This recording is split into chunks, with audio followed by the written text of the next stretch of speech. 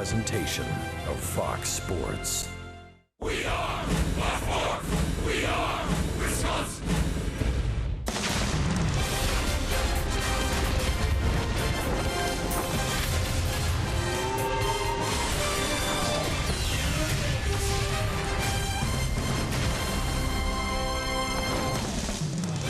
Wednesday night baseball at Miller Park, Milwaukee, and the Pirates are here. Game 2 of this 3-game series as the home schedule winds down. Andrew McCutchen had a big night last night. It's been a down year for him, but still a threat on the guy who's going to be moving into that MVP race, you figure, next season when he gets to start all over again. Jimmy Nelson, he's on the mound tonight. 5-2 against the Pirates, a 3.16 ERA.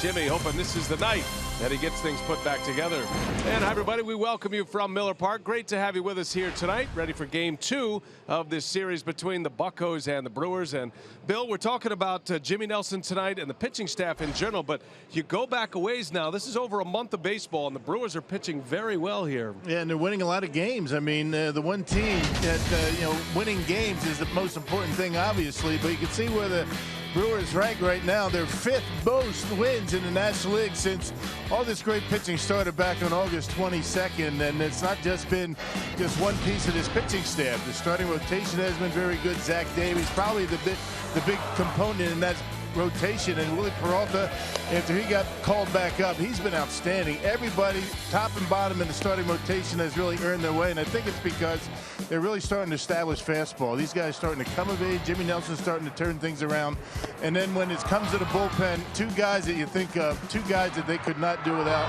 Carlos Torres and Tyler Thornburg. Both of these guys available just about every single day, and one of the reasons why the Brewers have been winning so many games, and a lot of those wins have come against the National League Central, that pitching staff, and with the pitching staff has come pretty good defense as well. Well, we saw a lot of moves in the offseason last year. We might not see much this offseason, the way the Brewers are playing, and you figure some of these pieces are put together. And one key piece is Jimmy Nelson. We're going to have some fun tonight. We're going to welcome in Jerry Augustine to our broadcast. He's got an open mic tonight, and we're going to talk pitching with Augie. And Jerry, let's first just get into Jimmy Nelson a little bit, what you've seen from him and what the Brewers maybe are expecting from him in his final 2 starts. First of all, Rock and B, it's great to be with you tonight. But when you talk about Jimmy Nelson, it's about changes that you go through during the season. And the one thing that he's done this year, he's made a little subtle change with his delivery, simplified everything, and it's really helped him with his fastball. Now he goes out there and he's been able to locate it. Challenging hitters, pitching on that inside part of the plate. It's so important for him to command, not only have the command,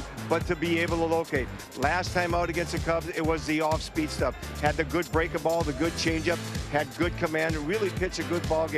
Really a good, thorough ball game for Jimmy Nelson. Something like that he would like to do for the remainder of the season. Jimmy Nelson going out tonight, got to get that quality start, do things right. BA, back to you. All right, thanks, Augie. Love Jerry Augustine. He's a great teacher, folks. We're going to have some fun tonight. Got a little pitching talk, a little catching talk. Marty Maldonado had a big night last night. It's all coming up for you. We're going to talk Jonathan Villar. This is a category that Rock nor Augie can say anything about. Base stealing. That's next. Fox Sports Wisconsin.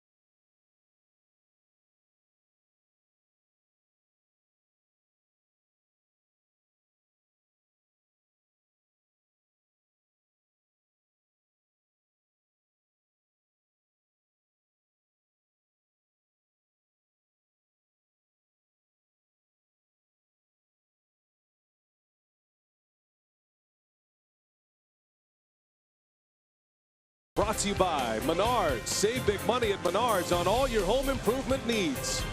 By your local Toyota dealers. Toyota, let's go places. And by Miller Lite, the original light Pilsner. Cheers, it's Miller time. Roof is all closed up on a rainy day in Milwaukee, Wisconsin. Hopefully that's not going to slow down Jonathan VR.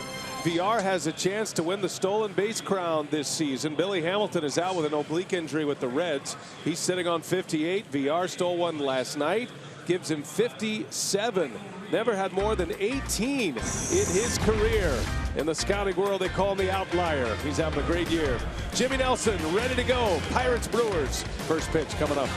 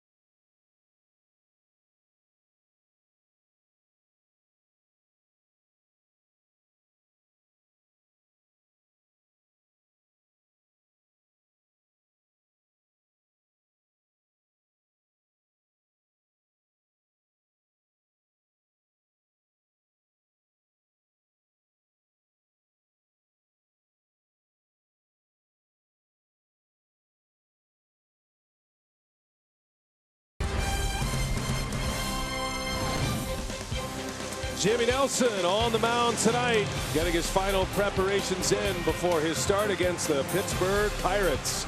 Might have one more this season. Tonight's broadcast presented by Potawatomi Hotel and Casino. We welcome you to our coverage here on Fox Sports Wisconsin. The roof is closed up, 72 degrees.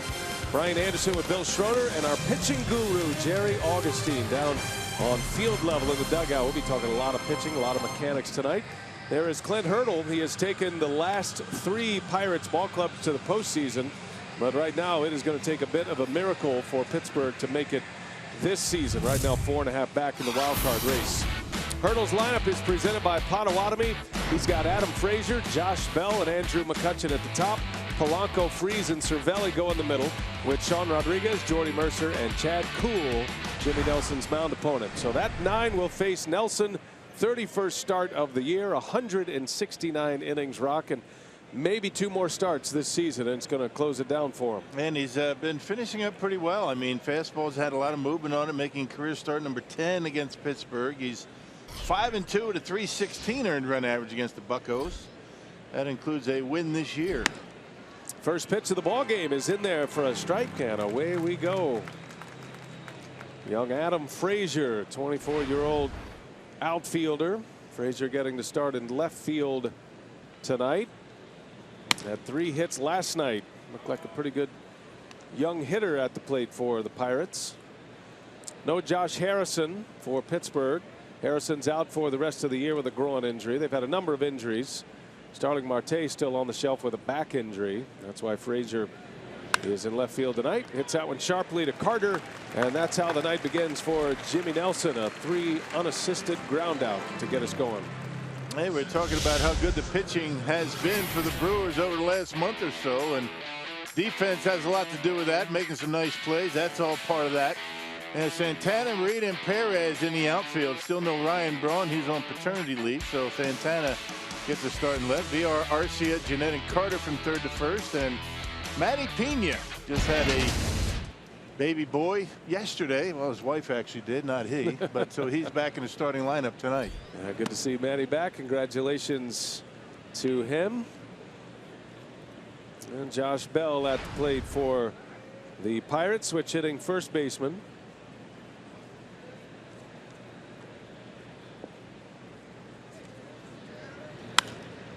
And a foul out of play. Pirates going with a bit of their youth from their minor league system. Bell's one of those guys, a good hitter down in AAA. And he's been swinging the bat well at the big league level. He's got over 100 plate appearances. And he's a .312 hitter with a couple of homers, 17 driven in. Getting on base a lot. .416 on base percentage for Josh Bell. And the Pirates believe he is going to hit for some slugging average as well. Right now it's at .462, but they feel like he's a guy who is going to hit for a high slugging average. And no, the concern is his defense. He's not very sharp over at first base, but yeah, he can swing the bat and get on base. Walks a lot and has a good swing. Nelson deals to Bell, and a ball a little bit down and in. It's Jerry Lane calling the balls and strikes tonight, crew chief. Yeah, that slider's been a good pitch for Jimmy lately. That was a good one. He just threw to Bell. He took it. 2-2 pitch, and Bell strikes out. Big fastball from Nelson up in the zone. 2 men are gone. And Jimmy's been throwing that two-seamer and four-seamer. This is more the four-seam variety up in the zone, right down the middle of the plate. And Bell chases it. You know, the Brewers are hoping Nelson, if in fact he is going to make another start. Right now he'd be scheduled to pitch in Texas against the Rangers on the next road trip, which will be the last road trip. Brewers will play 3 against Texas and then go 3 against Colorado. And you know, they're hoping Nelson will finish strong here and give a little bit of confidence going into the offseason. Brewers are certainly counting on Jimmy Nelson and Willie Peralta to front their rotation next year. It hasn't worked out that way this year. Well, one thing we have seen from the Brewers is Junior Guerra and Zach Davies have been very good. And so you're starting to talk about a lot of depth in that starting rotation.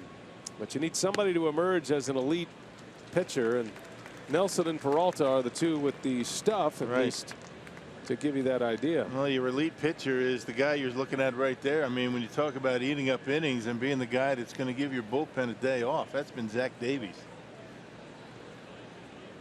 1-2 to McCutchen, and that one just missed.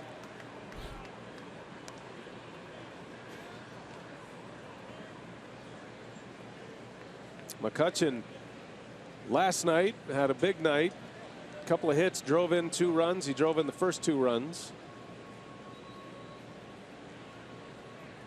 2-2 on the way. And that one is high and deep. Is it going to stay fair? That's a question. And it does stay fair. That is a home run for McCutchen. Wow, a mammoth home run. And somehow keeps it fair. And McCutchen now at 24 on the season. And another first inning strike against the Brewers. Yeah, that ball did not hook an inch. I mean, straight down that line. It looked like it might have gone foul, but stayed straight. Two-seam fastball, four-seamer actually up in the zone, in off the plate at 95 miles an hour. And check this out, straight down the line and just inside that foul pole. That is a long home run. Yeah, I'm with Nelson. I thought that was going to hook foul with ease, but it didn't have any hook on it at all. Great skill to keep one fair like that. Yeah, he can hit the fastball with the best of them. So the Pirates strike first. Here's Polanco, and a base hit through the hole. Pittsburgh had lost 9 straight games here at Miller Park. This has always been a tough place for the Pirates to play, especially in the Clint Hurdle era. But they have now won 5 in a row since they swept the Brewers last time they were here in a 4-game series, and then they won last night in a final of 6-3. Pirates beat Matt Garza last night, and McCutchen was a big part of that win. And McCutchen has been a part of a lot of the wins here at Miller Park as of late.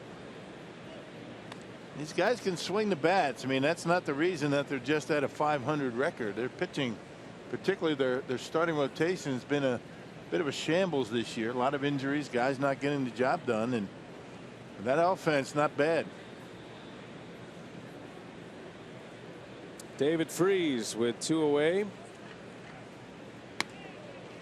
He's done his fair share of damage at Miller Park in his career, especially in the postseason as a member of the St. Louis Cardinals. Was the MVP of the NLCS Cardinals Brewers back in 2011. Then he went on to win the MVP in the World Series. And he's had a bit of a resurgence with the Pirates. Up the middle, ground ball. Arcia gloves it, spins. The throw is not in time. Close play. Somehow Arcia even made it a play. And Freese, for now, reaches on an infield hit. Yeah, going about full speed out toward right field to grab that baseball, and off balance, able to make a pretty good throw to first base, but just not able to get enough on it. Look how hard he's going. He spins around and somehow throws a strike to first. That's just an incredible play to make that close. Look at this throw. Chest high, perfect throw. Freese almost getting him at first base. Certainly safe. Good call over there by Hunter Wendelstedt, the umpire.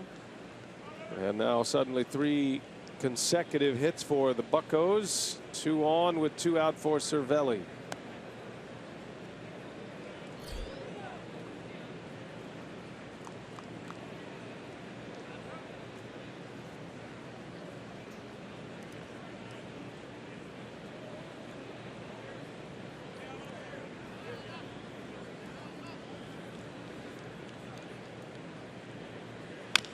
Cervelli jumping on the first pitch. Fouls one away. The Pirate catcher. Jimmy really trying to establish inside in this first inning. He likes to come inside anyway. He's hit 17 batters this year, and every now and again one's going to get away. Just don't leave one out over the plate. But pounding the fastball inside in this first inning today. Cervelli with a couple of hits last night, was 2 for 4. Look out, way inside. Cervelli jumps out of the way. Right on cue, partner. I'm not sure how close that even was. Diving toward the outside corner. Check it out. I think he flips the bat and dives after the ball's by him. There it is. Not really that close. It's like he saw a ghost. 1-1 the count. 2 on for the Pirates. And that one misses low and away. That's a spot that Nelson has really struggled with this year, that outside corner fastball, and he needs it. He's a power pitcher, and he does have that effective fastball inside, but he just has been unable to consistently control the outside corner, which would set up everything else for him. Yeah, the glove side fastball inside to a lefty. This is inside. 3-1. Command is at the heart of the issue for Jimmy Nelson. When he's on his game and has good command, he is nasty. Can be a handful. And he's done a pretty good job as of late to manage the pitch count, able to get through 6 innings in 3 of his last 5 starts. A little half swing foul into the seats. 3-2 the count. And I know 6 innings is not what a starting pitcher strives for, but it's much more improvement for Jimmy than he was in the middle part of the season. He was having a difficult time getting through the 4th. Quick trip to the mound for Manny Pena. Well, Nelson with an ERA of 4.42. He's given up a lot of hits this year. 176 hits in 169 innings.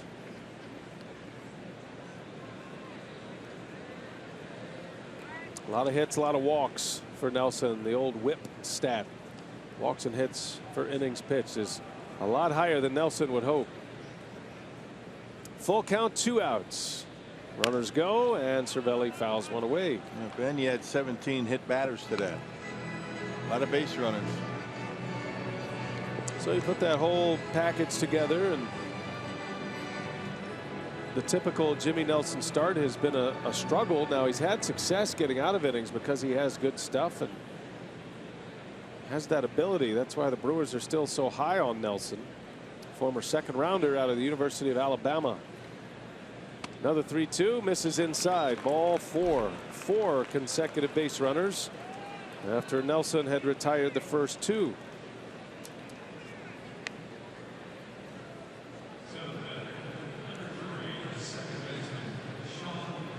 Well, Jerry Augustine's with us today. We're going to be talking some pitching. What are you seeing early in this game from Nelson, Augie? You know, you and Rock have been talking about the 4 and the 2 seam fastball, and when you talk about Jimmy Nelson, and it's all about getting that good location. He simplified his delivery so he could get on top of the ball and locate it. And when you have problems with locating a 2 seam fastball as a fastball with movement, and a 4 seam fastball is more of a velocity style. It's more of a pitch you can throw to a certain spot. And what Jimmy has had problems in the past, unlike he had in Chicago, he was able, more so than have command of it, have those good locations on the inside part of the plate. That's why you're seeing a lot of pitches on the inside part of the plate take off and go on the inside part of the plate, and they're balls. Man, that's the one pitch, that 2-seamer, has been really good for Jimmy. He's had a lot of movement lately. He's having a difficult time locating it, and Augie, it really hasn't been moving a whole lot in this first inning. Nelson facing Sean Rodriguez. Looked like a nice easy start for Nelson. Ground out and a strikeout. Then McCutchen homered. Back-to-back singles, then a walk. And Rodriguez rifles one into right field, a base hit. Here comes Polanco, frees right behind him. Throw goes to second. And 2 more come in, and Nelson has allowed 3 in this first inning, all coming with 2 outs. 5 straight base runners for the Pirates here in the first. Well, 2 outs and nobody on, and Andrew McCutchen on a 2-strike pitch hits one out. You can see that pitch right down the middle of the plate. That's that 2-seam fastball that is really flat here tonight. And Rodriguez doing a good job taking it to the opposite field. You got Perez playing deep, so 2-run score on the base hit by Sean Rodriguez. And a first inning visit from the pitching coach, Derek Johnson.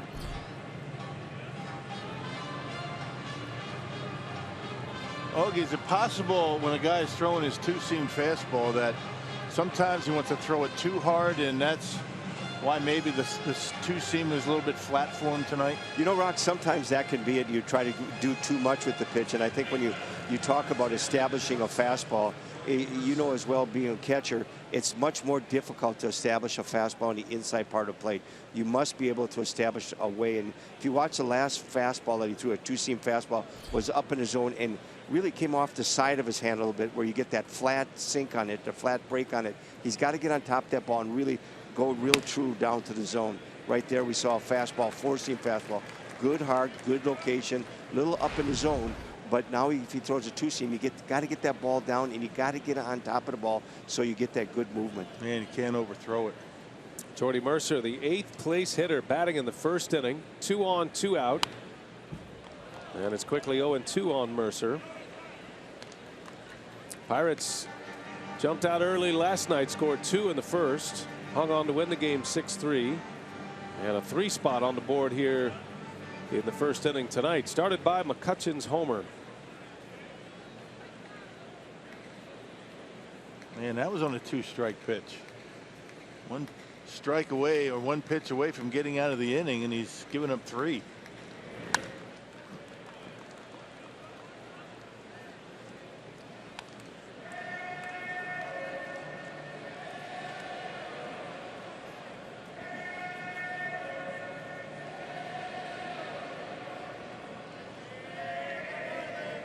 Nelson taking a lot of time between pitches.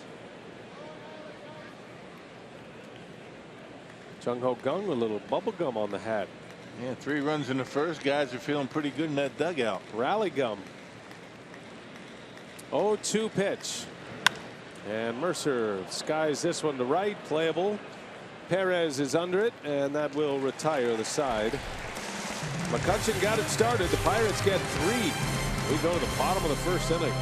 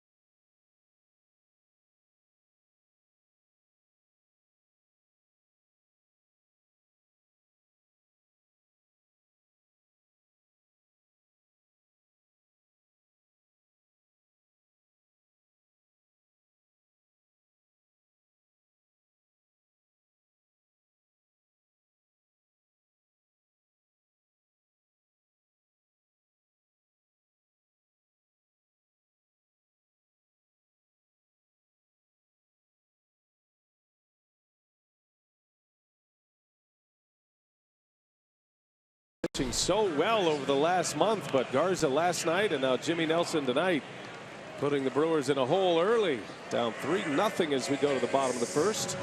Potawatomi batting order for Council tonight.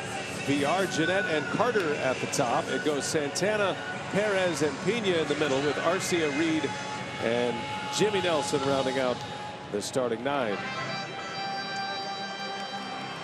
Now Chad Kuhl making start number 12 for the Pirates. He won his first 3 decisions as a Pirate, making his first start against the Dodgers at the end of June. He's lost 3 of his last 4, but he did win his last time out.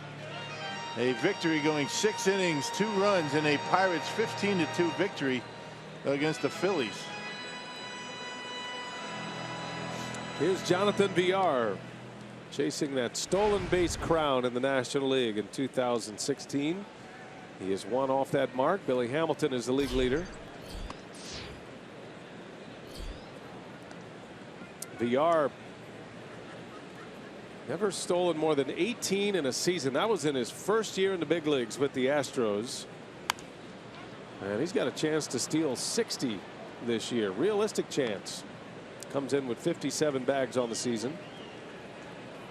We've seen VR do that in a single game before. 1 ball, 1 strike. And that one's inside. It's been a great success story for the Brewers, and first year general manager David Stearns, the acquisition of VR got him in a trade with the Astros.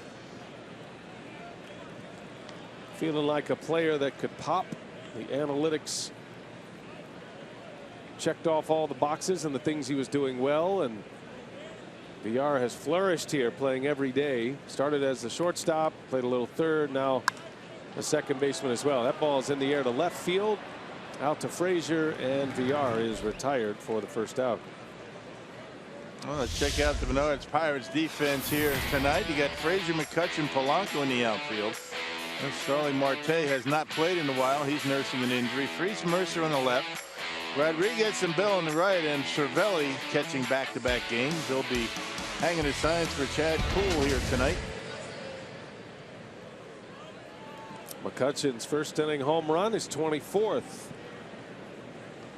Pirates up 3-0 quickly here tonight. Here is Scooter Gennett. Gennett back in the starting lineup tonight. He was not in there yesterday. Did see Jeanette as a pinch hitter yesterday. Was 0 for 1.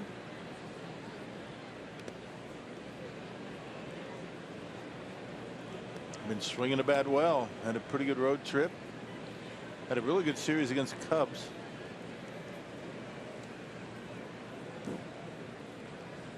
Scooter comes in with a career high 13 homers, 52 driven in for Jeanette. He's had the left field stroke working pretty well. The double stroke to left. He set career highs this year in homers and runs, walks. That's always been an element of Jeanette's game to improve on. And there's a shot into right center, and it gets by Polanco. To the wall it goes. Jeanette on his way to second with a double. Good job by Scooter on a fastball, 94 miles an hour. That's about where Cool's going to top out. Polanco's really struggled in right field from what we've seen from him. We've seen a lot of the Pirates as of late. Not getting a very good jump. He should have been able to cut this ball off. Took a while for him to get there. Took a bad angle all the way to the wall. Turns a single into a double. He has scuffled in the outfield as of late. He really has. It looks like something's tight. I don't know what is, but he's not bending over well. He couldn't get to a ball yesterday on the ground. And it's 6-6. And he had a really bad series against the Brewers in Pittsburgh last time. And the Brewers are in Pittsburgh in a 3-game sweep. But he can swing the bat. Polanco had a hit and scored a run in the top of the first. Chris Carter at the plate with Jeanette at second. Carter chasing a home run title in the National League this season. Comes in 2 back of the National League lead. Nolan Arenado has 38. Chris Bryant with 37 of the Cubs, and Chris Carter with 36. Yeah, get hot in 13 RBIs, gets into 100. It's possible with the way that guy, when he gets hot, he can hit him in bunches. Brewers would love to see one right here and now. Get him right back in this thing. 1 ball, 1 strike to Carter. And a little late. Fouls it off. Cool has a pretty good fastball. He'll ride it in the mid-90s. 94, 95 miles an hour. Does get his fair share of ground balls, though. A slider and a changeup from time to time. The changeup is basically sinker slider. 1-2 to Carter. A little half swing roller, almost hit the bag. That's a foul ball.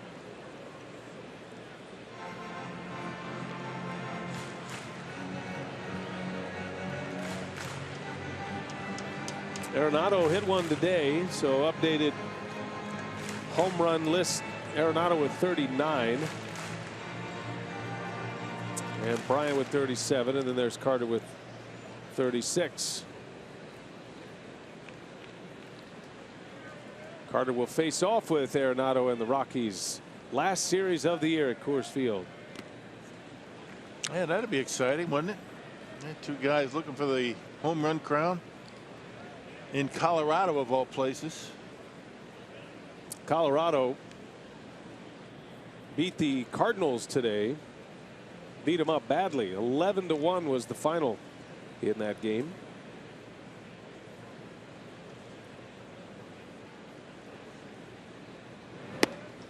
That's a called strike 3, and Carter is rung up for the second out. That slider, kind of a backdoor slider, ended up over the plate, but down around the knees.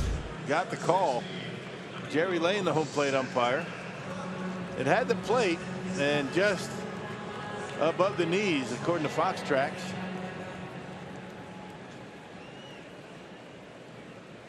So 2 men are gone. Here is Domingo Santana. Jeanette at second base had a double.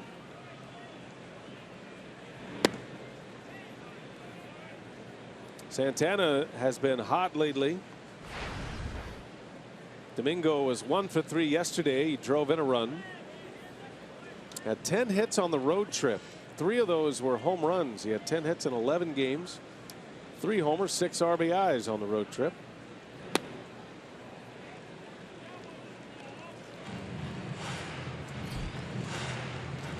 Yeah, important for Santana to prove to the Brewers that he's going to be able to stay healthy. And not only has he done that, but he's been swinging the bat. He's going to miss around 85, 90 games, depending on how often he plays down the stretch.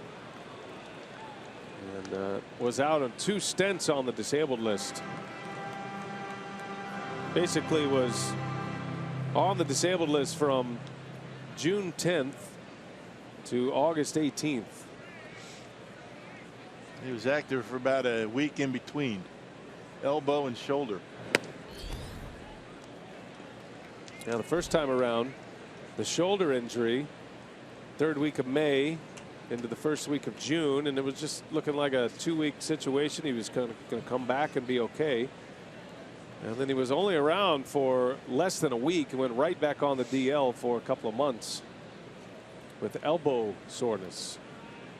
3-1 pitch, and Santana, big wave and a miss.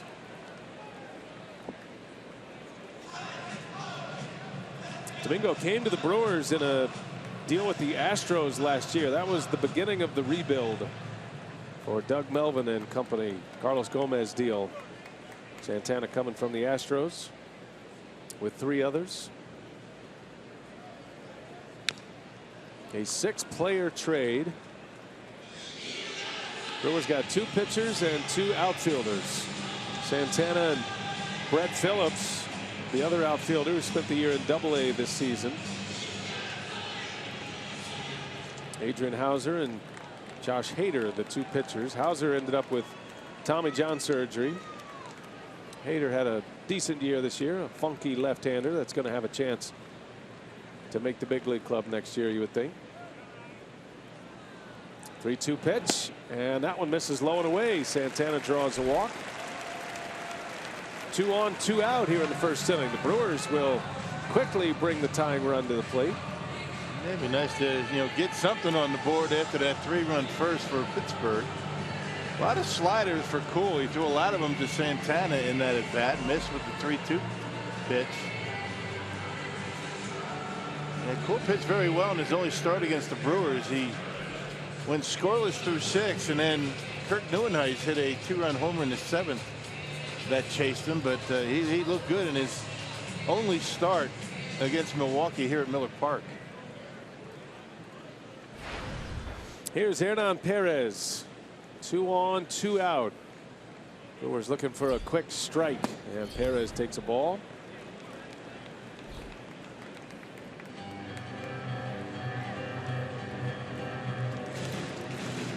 And we're going to have another 1st inning visit from a pitching coach. Ray Searage on his way out to have a chat with his right-hander. Could very well maybe a conversation saying what's with all the sliders. A lot of sliders to Santana. He struck Carter out with his slider. Maybe saying, hey, you got a good fastball. Some good movement on it. Don't forget about that pitch. Terry Augustine is with us all night talking pitching. What are you seeing down there, Augie? Well, Cool's mainly, when you think about him, he's a sinker slider pitcher. So his strength is down in the zone using that good hard slider and his good hard sinker. And he will throw a 4-seamer up in the zone a little bit right around that 94, 95 area. But he's really come up with the changeup, starting using that a little bit more in his last few outings. But for him, you got to make him get the ball up in his zone, and that's what they've been doing, trying to make him get the ball up in his zone, especially when you have a sinker slider style pitcher. Well, that's a pretty good slider right there. He got a swing and a miss from Perez. Hernan up there with 2 outs. Jeanette at second. He doubled into right center. Santana walked.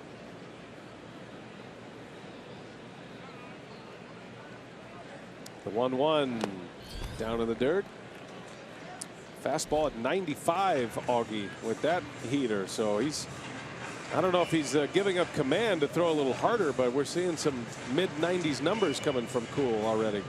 I think Ray Searage told him to throw more fastballs, nothing but sliders A lot of sliders in this inning. Sometimes pitchers forget about that best pitch. 2 balls and a strike.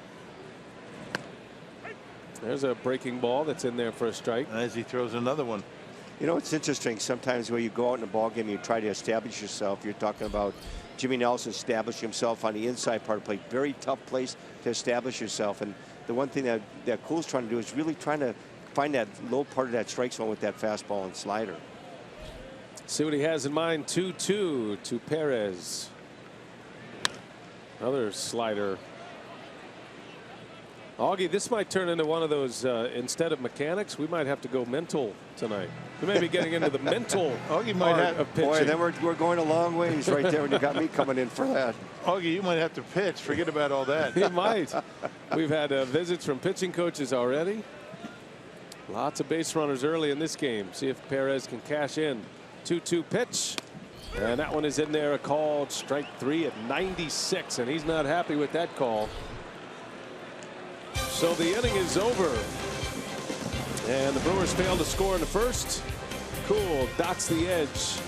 Might have got a break.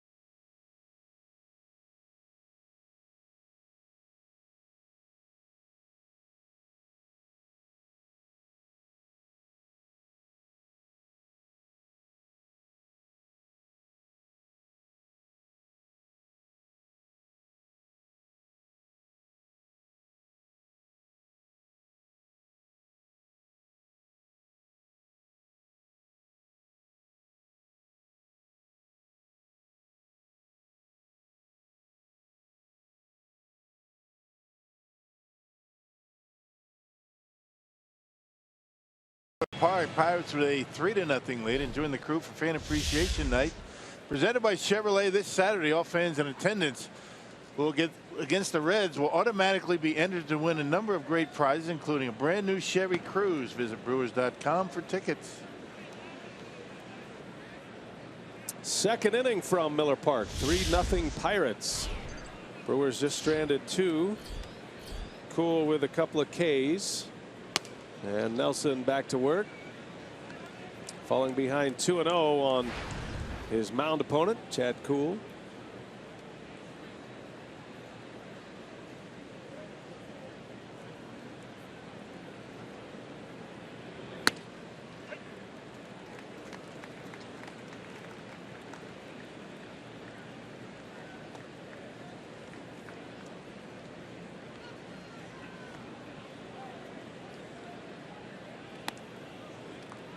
And Nelson goes 3-0 on the pitcher.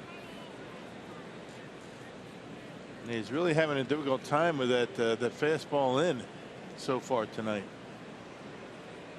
Maybe a mechanical issue for Jimmy Nelson. 3-1. That one's in there for a strike. Full count. Sometimes the pitch will open up a little bit too soon and kind of let everything ride up and in on right-handed batters. The importance of keeping that shoulder closed, just like hitting. Same principle. And he walks the pitcher to start the inning. Well, Jerry Augustine, you're in a spot like this, and put yourself on the mound because you've been on that mound, and I'm sure you've had moments like this where nothing's really working well. You've just walked the pitcher. What do you What's a game plan? Like what are you trying to accomplish when you're in a spot like this mentally? Because it's just not working for Jimmy right now. Well, you got to go to a zone that you feel comfortable at, first of all. And anytime you pitch the ball on the inside part of plate or try to establish it, it's very difficult because you have to be so precise on the inside part of plate. I always thought that when you're struggling like Jimmy is right now, sit on the outside corner and just throw the ball out there and get it out there down in a good location. He threw a couple fastballs last time, or good pitches down and away. Just establish you. What'll happen is you'll start to get a better feel for it. And right now, what you see out of Jimmy is he's kind of overthrowing all his pitches. His breaking ball is a little bit overthrown. He's got his fastball is running away from him. I think Rock made a great point that he might be opening up a little bit. Then you see that fastball sailing up and in.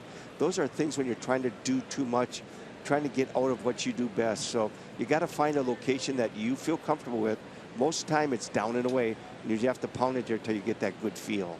Well, it's got to be a lonely place on that mound when you're trying to find it. And that's the pitcher's perspective, Rock. And from a catcher's perspective, you know, Manny Pena, I'm sure he is feeling the anxiety of the way this game has started as well. You go through all the game planning, you sit for hours and pour through video and scouting reports, and here you are in scramble mode this early. Well, when the guy's not hitting his spots, you can't set up hitters. You got to go away from the scouting reports and the game plan, just hunt for strikes.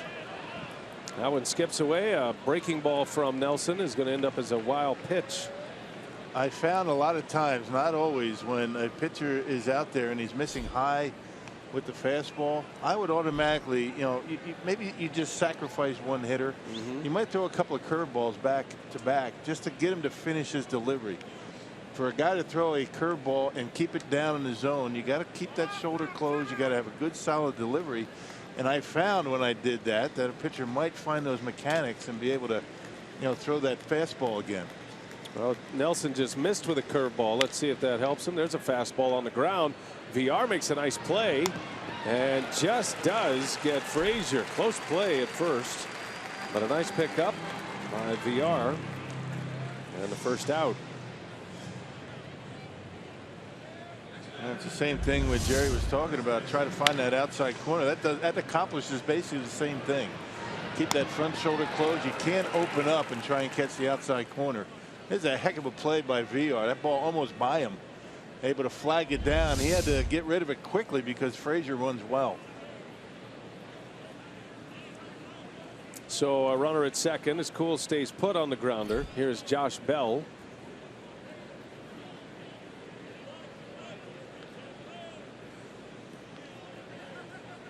I mean, it can get real serious in spots like this. Certainly Jimmy Nelson is trying hard, trying to get things put together, no question. But I always wonder, and I know both you guys have been out there in different roles, but do you try to employ a little humor? You got to know the personality of the pitcher. Are you just trying to help him any way you can? Every pitcher's different.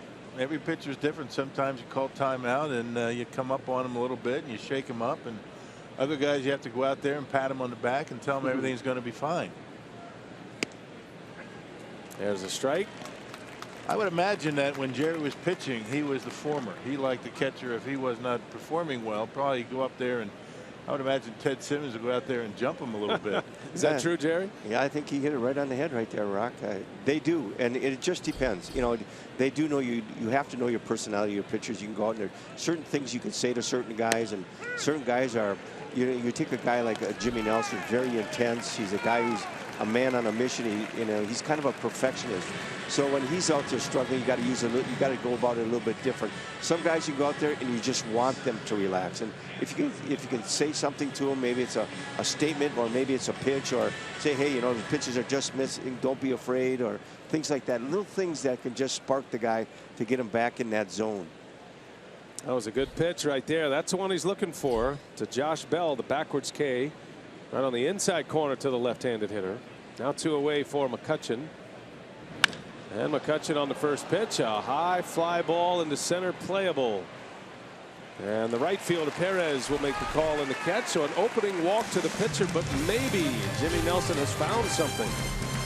3-0 Pirates.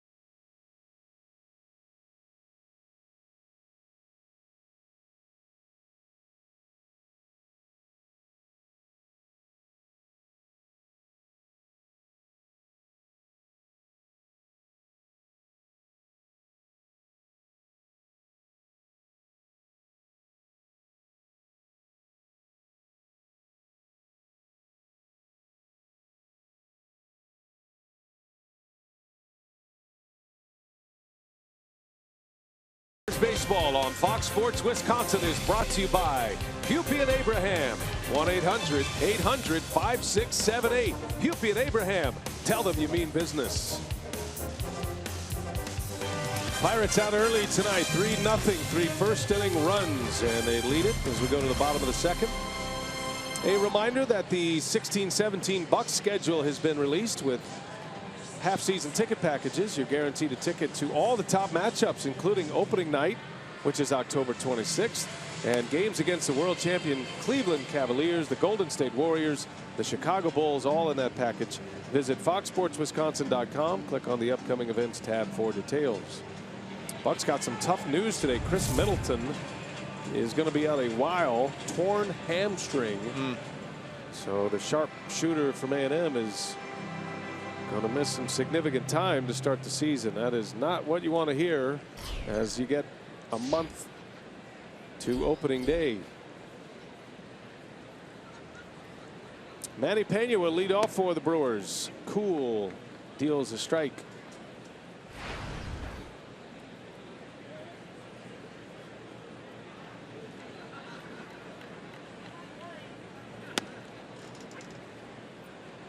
Cool hits the outside corner.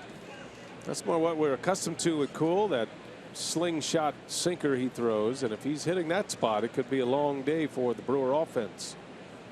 Brewers did get 2 on, double from Jeanette and then a walk by Santana. Unable to deliver, however.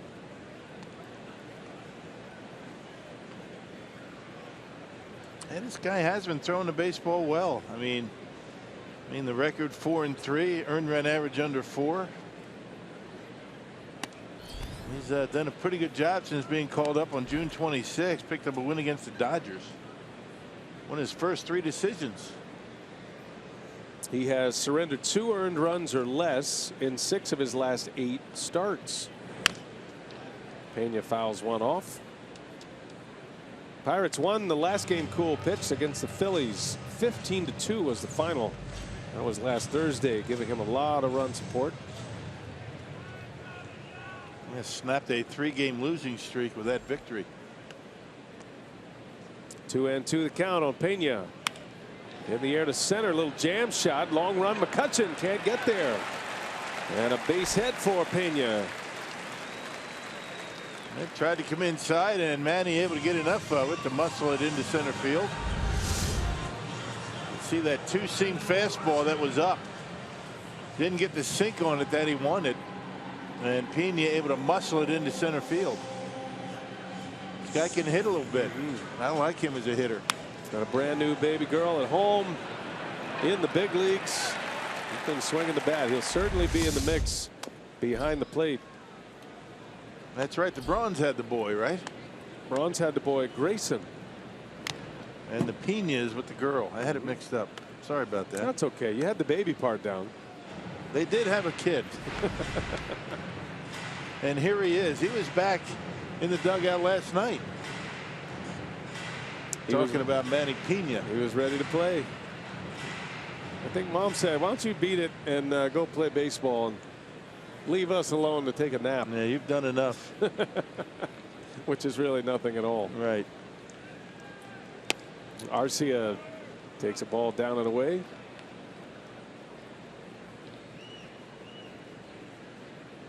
'22-year-old Orlando Arcia.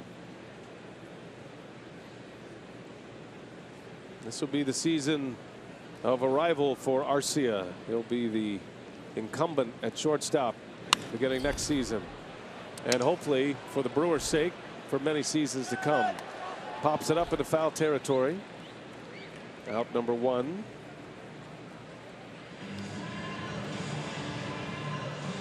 And Cool will face Michael Reed now.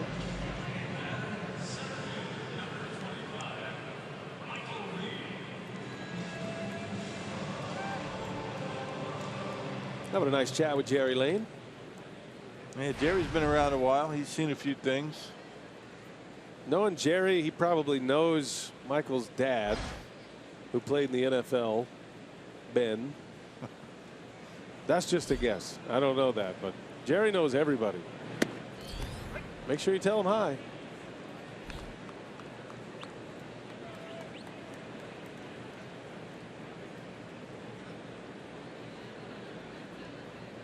Michael getting that emergency phone call to come back to the big leagues, which he is glad to get. Brewers lost 2 outfielders. Keon Broxton, broken wrist, and Kirk Neuenhuis with an abdominal strain.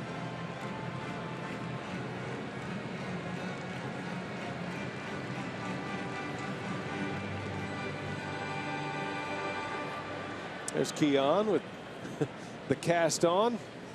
Gonna hang in there. You got a lot of signatures today on that cast. That's it's like when you were in grade school, right? Yeah. Did you sign it? Signed my cat. Well, he didn't ask me to sign it. No. Did you? No. Well, I know who did sign it. 3 kids from the boys club of Milwaukee and participating in the RBI program. Right. Keon was out there with him today and spending a lot of time with those kids. They were wide-eyed. He did a great job with them. He's a good guy. Yes, he is. Too bad that he's going to miss the remainder of the season. It was a lot of fun watching him. Yeah, he was high on the entertainment factor. Matter of fact, Joe Madden actually mentioned Keon Broxton in a post-game press conference following the injury. He has arrived as a big leaguer. It took him a while. It was a long route, and it passed through the Pirates organization. He got stuck behind their 3 great outfielders here, McCutchen and Polanco and Marte. So the Pirates traded him to the Brewers this offseason, and he has flourished here once he changed his batting stance. There's a swing and a miss, and Reed is down on strikes. This was a little bit earlier today, the Boys and Girls Clubs of Milwaukee, and they had 3 young men out, and Keon, instead of waiting for the young men to ask for his autograph, he goes, "Hey, would you guys sign my cast?" Now, how did I not know about that picture there, that little sequence? I was down there. You guys pulled that off and didn't tell me. Well, we tried to sneak that by you. What's more impressive is that Keon actually signed those signatures with a cast with his right hand.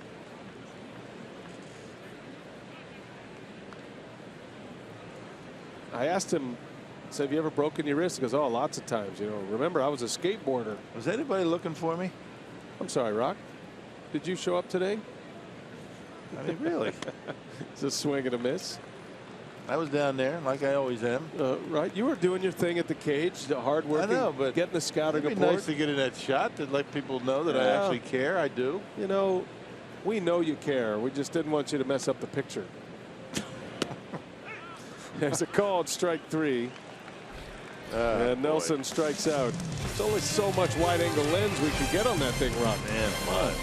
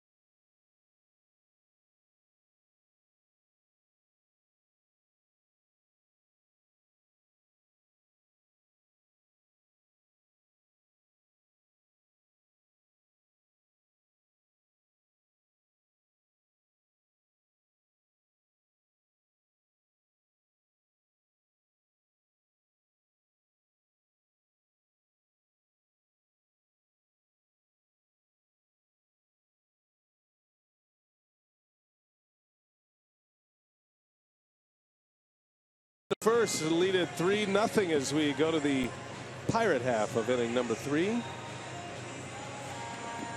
And our Carsoup.com trivia question: who was the last Brewer to lead the league in stolen bases. Got to go back to the Davey Nelson era of coaching. We're still in the Davey Nelson era, by the way, of broadcasting. He coached some pretty good base stealers, if you think about it. You know, Kenny Lofton. Sure.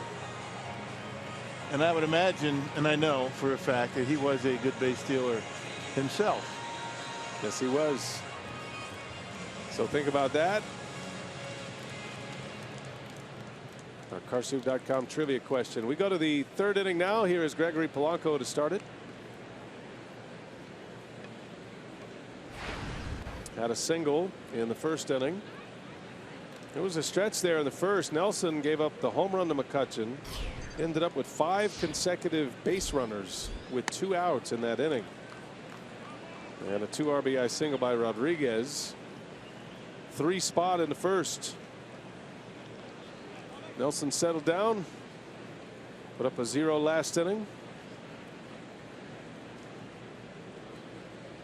And one thing we noticed, he hit that outside corner a couple of times last inning, which would be the inside corner to Polanco. And let's see if that is going to get him dialed in a little bit.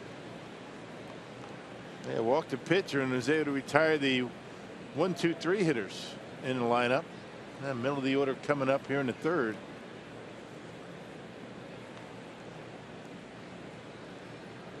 One ball, 1 strike.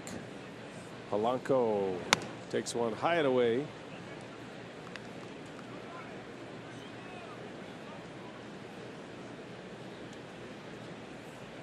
Brewers are hoping to get one more start out of Nelson. Trying to get him over that 180 inning number. He's at 169 starting play tonight.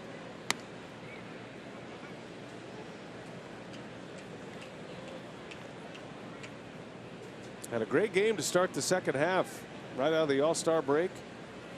Went 7 shutout against the Reds. Got a win. Struck out 7. Looked like he was on his way, but has been kind of stuck in third gear this year as Polanco hammers one. That's going to slice foul. Yikes. Boy, this guy's got some power.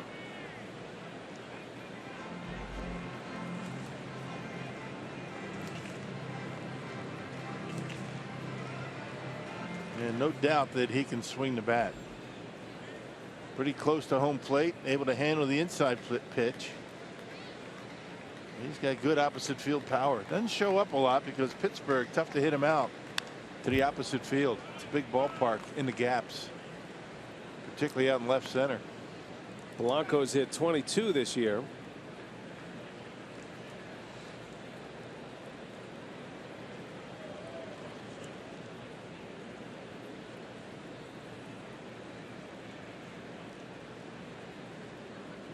Three-2 the count.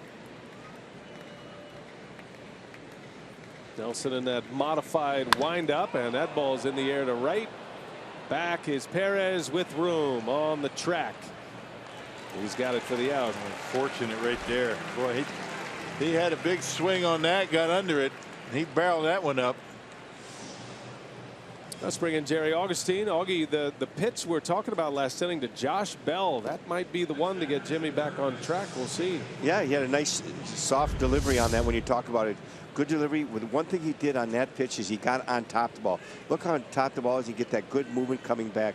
You see the downward plane with the good movement going down, coming back over the plate. That's exactly where he needs to throw that pitch. Little jam shot to center field. David Freese flies out. It's such a subtle thing, Rocky. We're talking mechanics, you know, and Augie's as good as it gets with that. But to the eye, to the amateur eye, you know, I don't see much difference. But then the result of the pitch, though, is a lot of pop. Well, he's able to keep the front shoulder closed, and the only way you can throw a pitch effectively on the inside to a lefty is to be able to keep that front shoulder closed and get on top of it. You know, when he throws those fastballs away to a left-handed hitter, sometimes he's getting underneath the baseball, and that happens when he opens up the shoulder a little bit too much. When you throw those fastballs glove side, keep them down, you throw the curveballs, that helps you to keep that front shoulder closed. There's a good one right there. Yeah, big curveball in there for a strike. And it makes the big difference on the curveball when you stay closed. Rocky, you said it perfectly.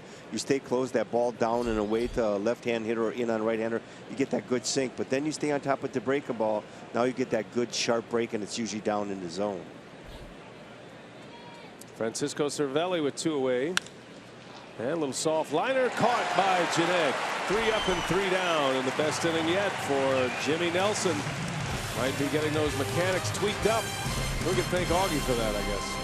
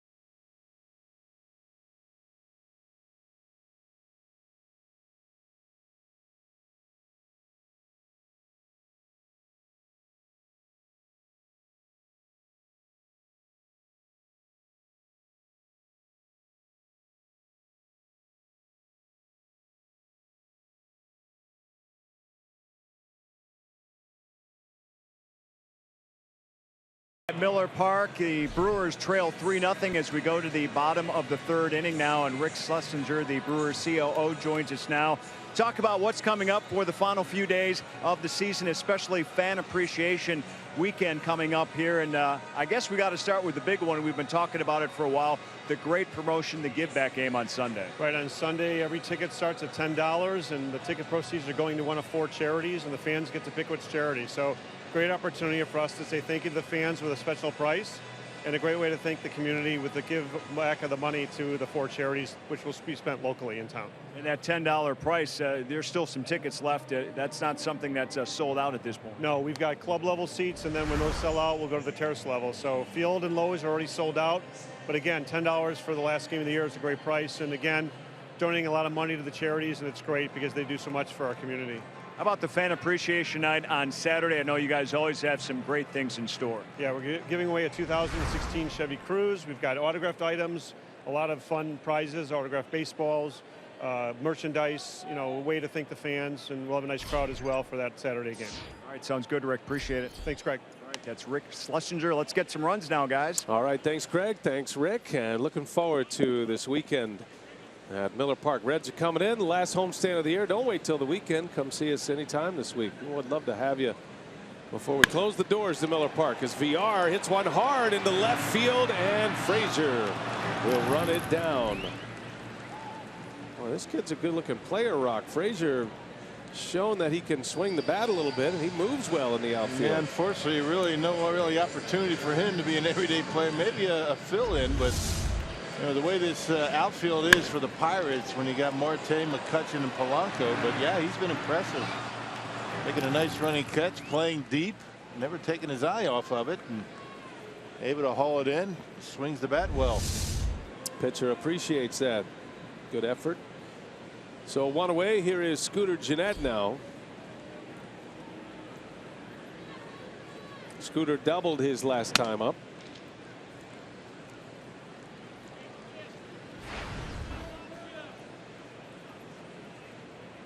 Pirates scoring 3 in the first. Nelson has settled down since that time. And now the Brewers trying to play catch up. There's a strike, 1-1 on Gennett.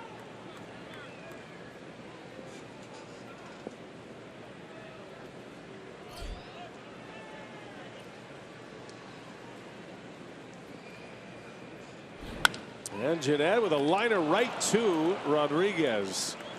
And a tough luck out for Scooter Gennett.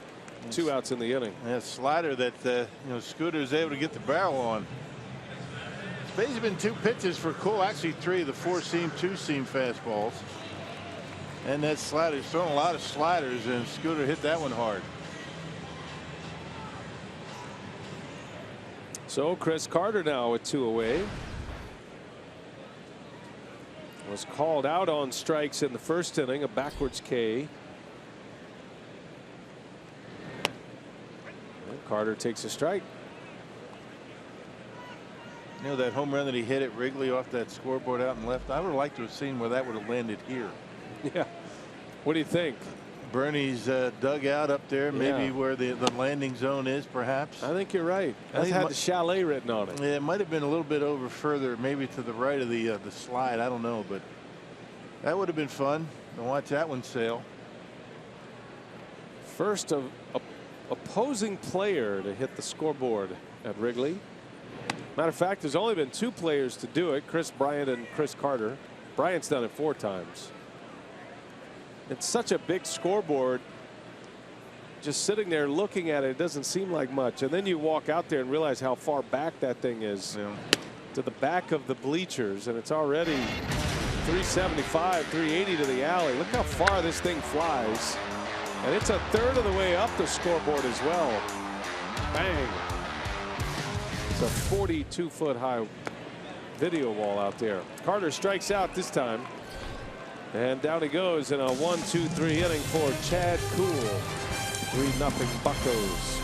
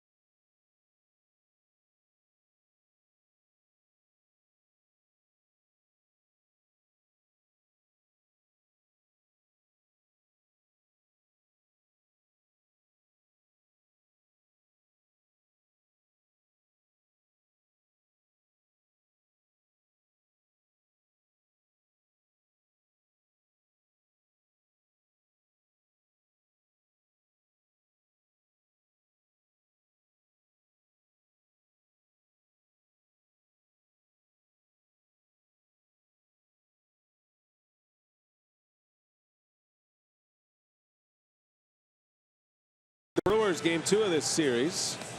And how about our greater coverage of baseball brought to you by T-Mobile as we take a look at some of the action around baseball today. How about Evan Gattis today hit 2 homers. Astros swept the A's and they are still relevant for that wild card spot. Nolan Arenado hit his 39th home run of the year. Rockies destroyed the Cardinals.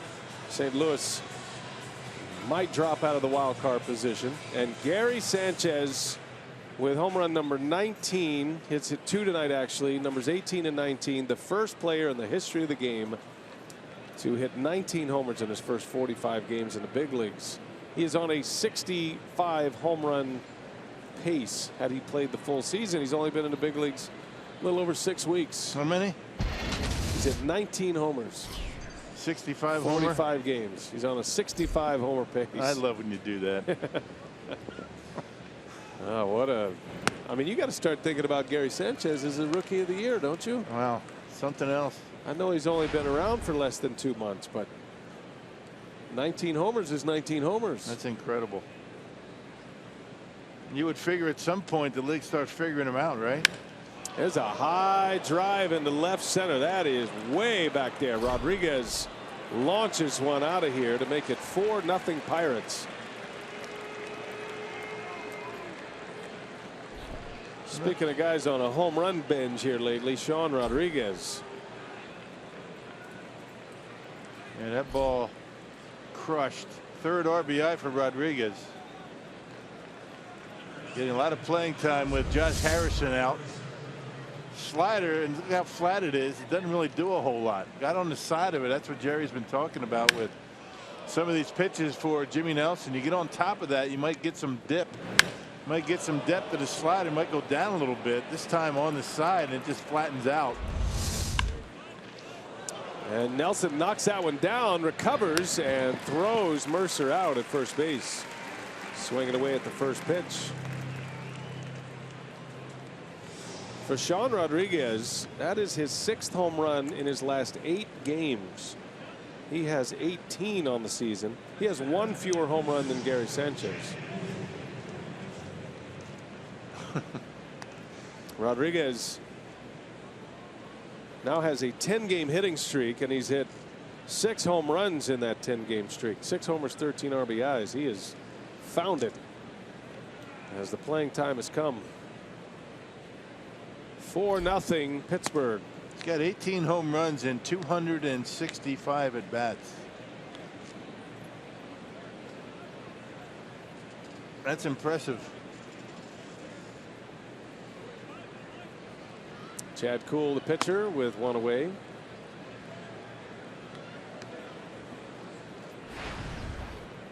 Got some finals coming in across the big leagues. The Mariners had a walk-off against the Blue Jays today. 2-1 Seattle. They keep themselves in the picture. Tell you, these wild card races. You got the Mets, the Giants, and the Cardinals. 3 for 2. 3 teams for 2 spots, all within a half a game of each other. Right now the Mets and the Giants are in. Cardinals are a half game out. And then in the American League, Toronto, Baltimore, Detroit still in there, a game and a half back. Astros are a game and a half back. Mariners 2.5 back. Yankees are even in there, 3.5 back. Yeah. Courtesy of Gary Sanchez. There's a called strike 3. Nelson with a punch out. And the second out of the inning. So who's it going to be in the American League wild card? It feels like a tiebreaker year this year. There might be 2, right? And then it's going to be interesting to see how they do that, because the first wild card game in the American League will be Tuesday night. So that'll be the AL wild card. National League wild card will be Wednesday. Season ends Sunday. They'd have to readjust.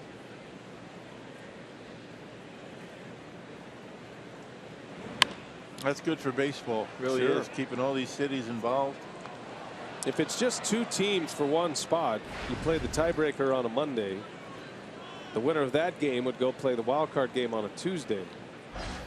That's what happened a few years back with the Tampa Bay Rays. They ended up tied with Texas. They won their tiebreaker there. Then they went to Cleveland, won the wild card game in Cleveland, then went into a division series against the Red Sox. Sometimes you get a hot team and they're playing well, and they're what feels like playoff games for the last month of the season, and they just keep it rolling. Well, how many wild card teams have actually won the World Series, right? Quite a few. Sense of urgency every day. Saw an interview with A.J. Hinch of the Astros today, and he was saying just that. He said we are basically playing our wild card games every night, and we've had that feeling and that sensation since September 1st, knowing they had a lot of ground to make up. Now they've won 3 in a row. Yeah, well, now it's going to be interesting to see how Joe Maddon handles the Cubs. Already have clinched. Going to rest guys, and how do you keep these guys sharp? You know, the Cubs, it's quite a concern. I mean, it's a good problem to have, but it is a concern to keep these guys focused. They have 2 weeks before games that really matter. Yeah, and then a full 4 days off before their division series begins. Slow roller, no foul ball is called. Frazier thinks it's foul, and Carter just goes to the bag for the out. Everybody is looking at the home plate umpire. Jerry Lane saying, well, now Jerry Lane, he's saying it's a foul ball. He never raised his arms to indicate foul ball. He did as he was walking toward first base. He didn't call it right away. That's what Counsell's saying. You didn't call a foul ball. And Counsell, this might be an ejection here any moment.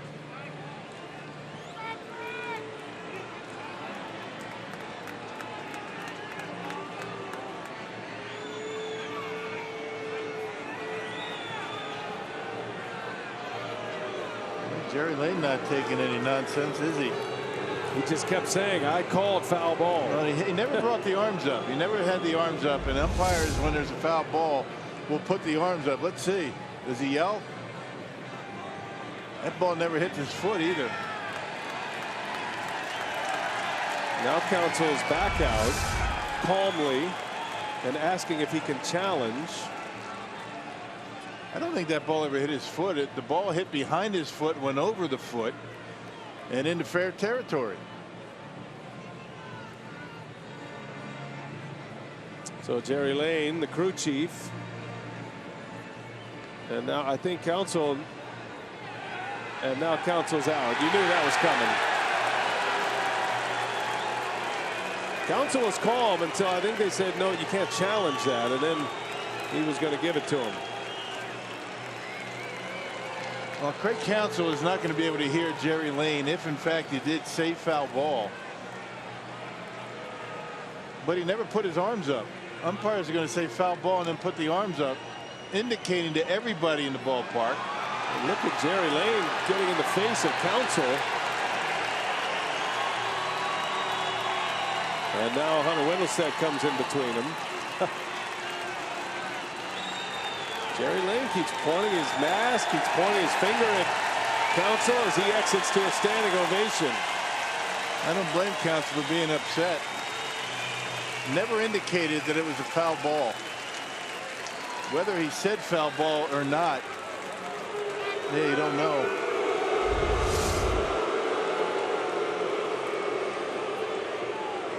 That ball goes right over his foot. There's no call. There's no call there. Normally an umpire will raise both hands right away. No call, no call. And all of a sudden, after he asked the first base umpire, who didn't do anything, then he calls a foul ball. Craig Counsell's right. Can't say you called a foul ball when you didn't. He didn't. We have replay. We have videotape, Jerry. It's a fly ball to right. Lips never moved. He's lying. Okay. It's tossed the manager. No harm done, except the manager is in the dugout, in the clubhouse.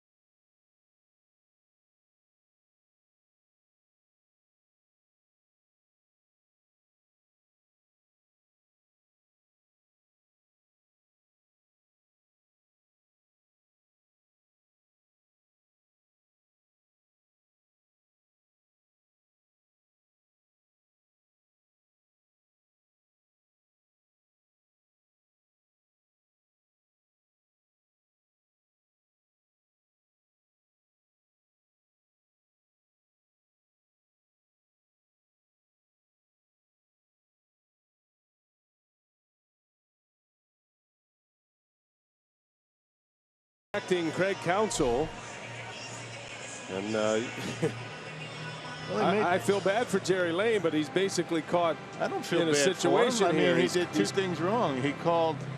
He said he said foul ball, which he didn't. He didn't. And it wasn't even a foul ball. I think he had it right the first time. It's a fly ball to right, shallow. Polanco's on the run. I feel bad for Craig Counsell. I do for him. I mean, too. he was right all along. It wasn't a foul ball, and he never said anything. Never indicated foul ball. And what does he get for his trouble? Let's listen in. That never hit his foot. I mean, we've got really great microphones, by the way. You would have heard him say foul ball. He didn't indicate with his hands, and he didn't call it. He's not even moving his lips. And so, get back to the beginning here, and he was definitely moving his lips on that, saying, I called foul ball. That's terrible. But the point is, I think Jerry Lane had it right initially. Right, it was a fair ball. He didn't do anything. It was a fair ball. And I'm not sure what changed his mind, because Hunter Winterstead never did anything. He never said it was a foul ball. Nobody said anything because there was no call by the home plate umpire, so everybody just played it. The only thing that maybe influenced his decision is that the hitter never left the box, Frazier. I mean, come on, Jerry. Well, you know who gets the last word. Right or wrong. Yep.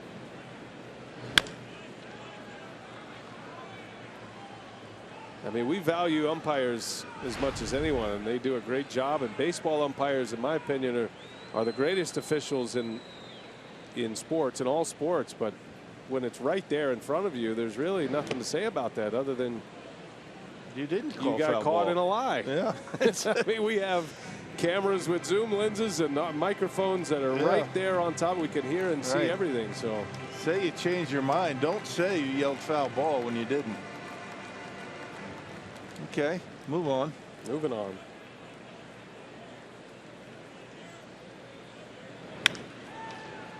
Ground ball to third, and Perez is out.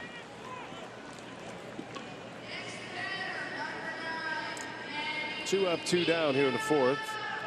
Suddenly Cool has retired 8 straight since he gave up a single to Pena in the second inning. Now Manny's back up there with 2 outs in the fourth.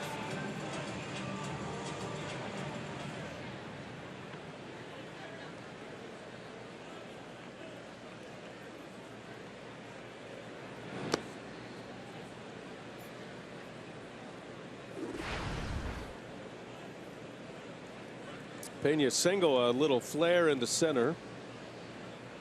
Brewers have 2 hits and a walk tonight against Cool. Nothing since Pena's hit in the second. There's a strike, 1-1.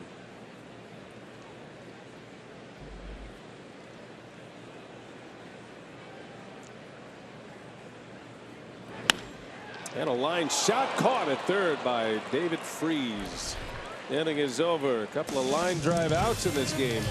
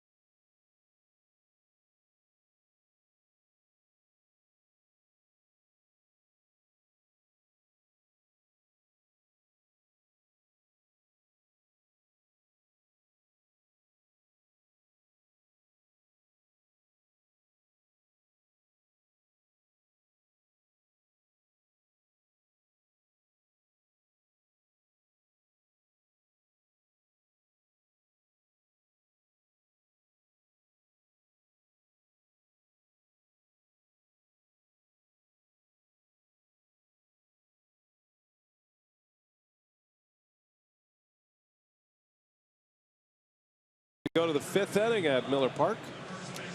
And a reminder that the Brewers Community Foundation is once again pleased to share.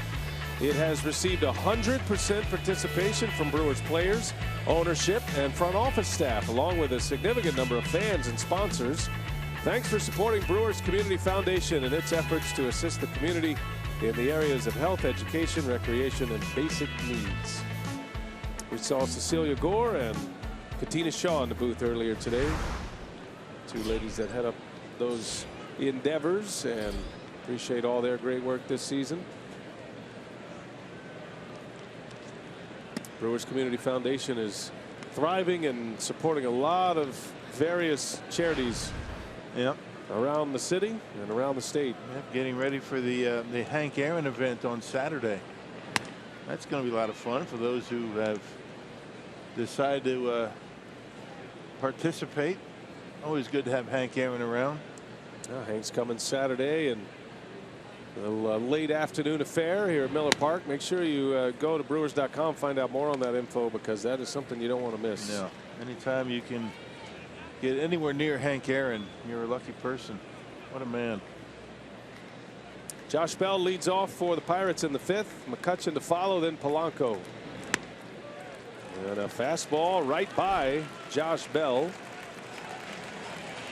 And Josh Bell having a difficult time against Jimmy Nelson. That's 3 strikeouts. That was a really good fastball on the outside corner right there. That's kind of where it started with Jimmy Nelson, a strikeout of Josh Bell. And here is McCutchen now. Jerry Augustine is with us, talking pitching tonight. Augie with an open mic down by the dugout. McCutchen flies to right. I'm going to ask you to put your reporter hat on, Augie. Did you?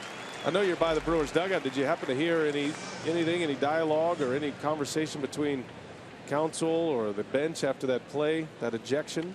It was entertaining, definitely entertaining. But I can't repeat it what was said, but it was very, very entertaining. I'm just getting settled down here. The area that I'm in is kind of made for Sophie a little bit, so I'm just starting to get settled in down here. But boy, is it nice to be down here close to the game. He's not able to really hide behind Woody, our cameraman, as well as Sophia. No, I can't hide behind Woody. There's a little bit more surface area there. There is. Well, you know, Sophie, she has like a tablecloth here, and the chair's got a nice on it. The chair's a little too small. I've been doing sit-ups, but you know, I'm starting to get used to it. It's just going to take me some time here. The nice young lady next to you is looking at you like you've lost your mind. I think she thinks you're talking to yourself. I think I agree with you there. She was coming over to check to see what's the matter with the strange man sitting. I think I'm going to get a few steps away from him. Well, actually, I think she's been watching me trying to organize this thing. First of all, I'm left-handed. Now look, she just looked at me and just shook her head before. So, but I'm getting organized now.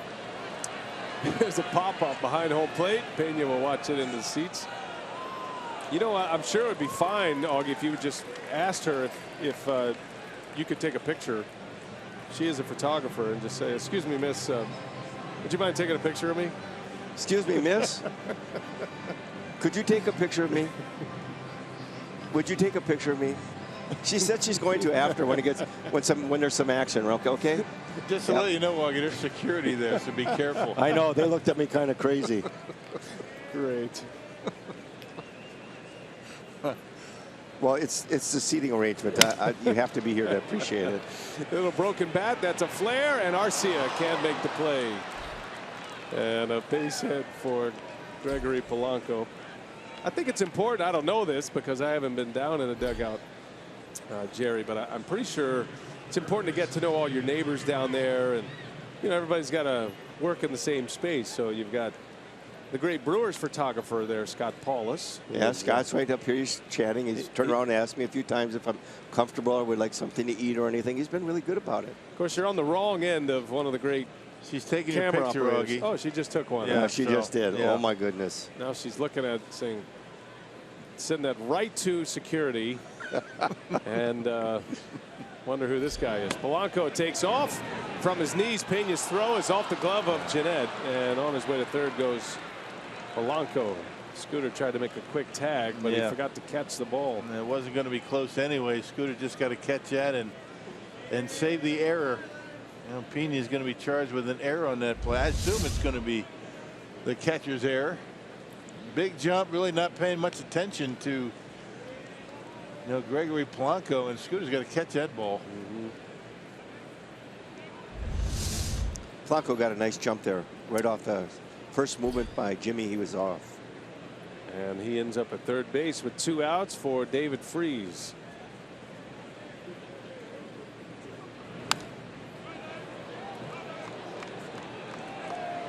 Jimmy's starting to get some movement on that 2-seam fastball. He was able to eat up David Freese on that pitch. Important to be able to pitch inside effectively against this guy. Freese likes to get those arms extended, has good opposite field power. It just seems like the last 2 innings, Rock, where he's been really in his delivery, been a little bit more patient, really getting on top of the ball better, got better life.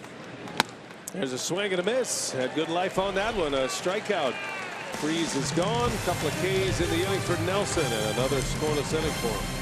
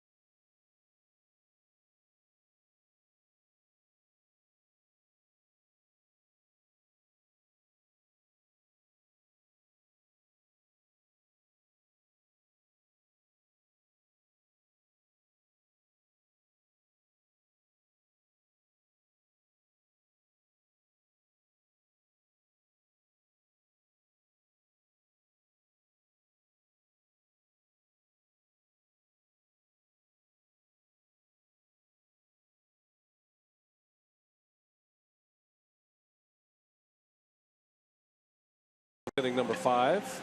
Pirates got 3 in the first. Home run by McCutchen started it, and then they got a home run from Sean Rodriguez in the 4th. Orlando Arcia will lead off for the Crew. It'll be the bottom of the order. Arcia, Reed, and then Jimmy Nelson's spot. Probably see a pinch hitter.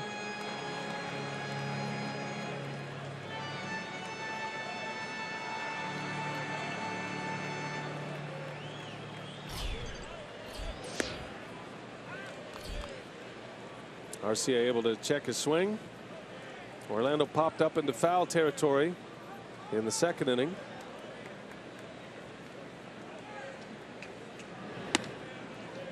It's another guy that is, if you're thinking about a baseball player, a position player as a marathon runner, you're trying to stretch him out those extra few miles.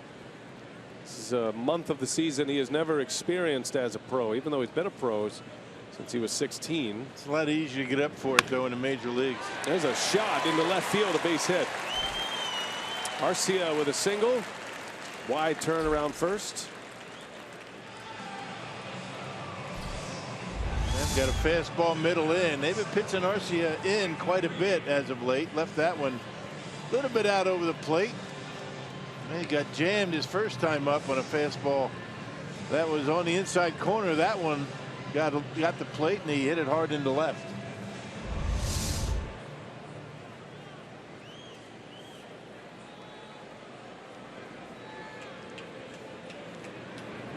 Now Michael Reed, little jam shot, fair ball, throw to second, and out there. Wow.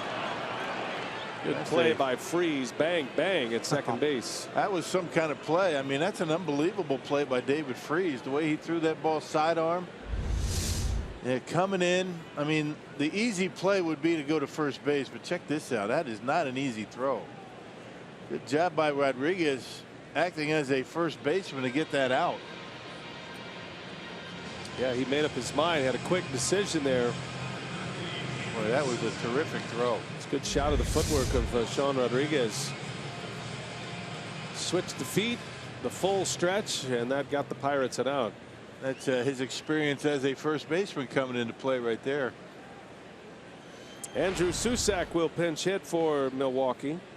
Nelson is out. 5 innings, 4 runs for Jimmy tonight.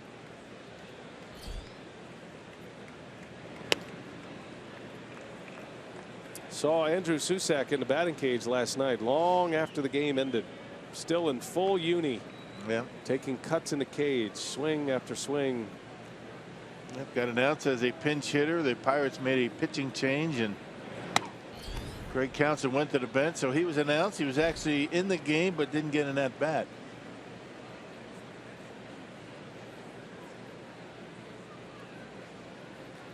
Oh, number 13. Will Smith's old number. The guy he was traded for.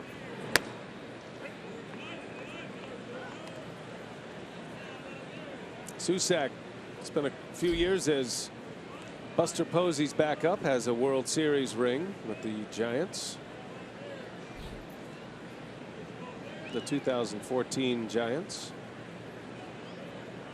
Runner takes off, and that gets by Cervelli. Michael Reed with a stolen base. Well, now base hit. The Brewers could get one on the board. Yeah, that not even close. Cervelli no chance. I think he was getting ready to get in position to throw, and that's what forced him to miss the baseball. Not a big lead. Good jump. Does not look in and steals that one easily. The baseball ended up back at the screen.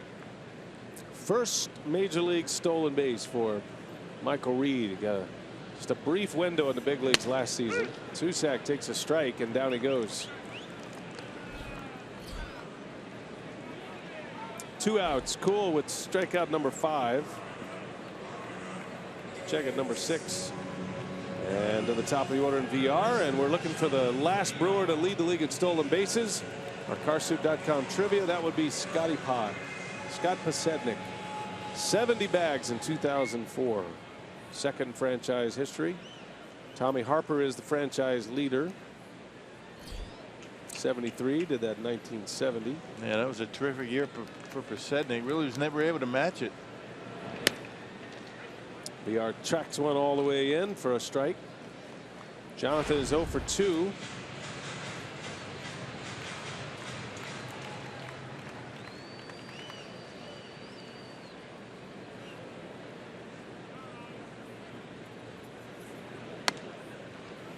Yeah, just about all season this guy has been at or around 300. It would be a shame to see him dip below 280. It has been a struggle for him here lately. The fatigue of the season might be showing up here in this final stretch. And a swing and a miss. VR had just 4 hits on the recent road trip. 4 for 37. Hit 108 on the trip. He did hit a homer. Man, playing all over the place. Third base, shortstop, second base.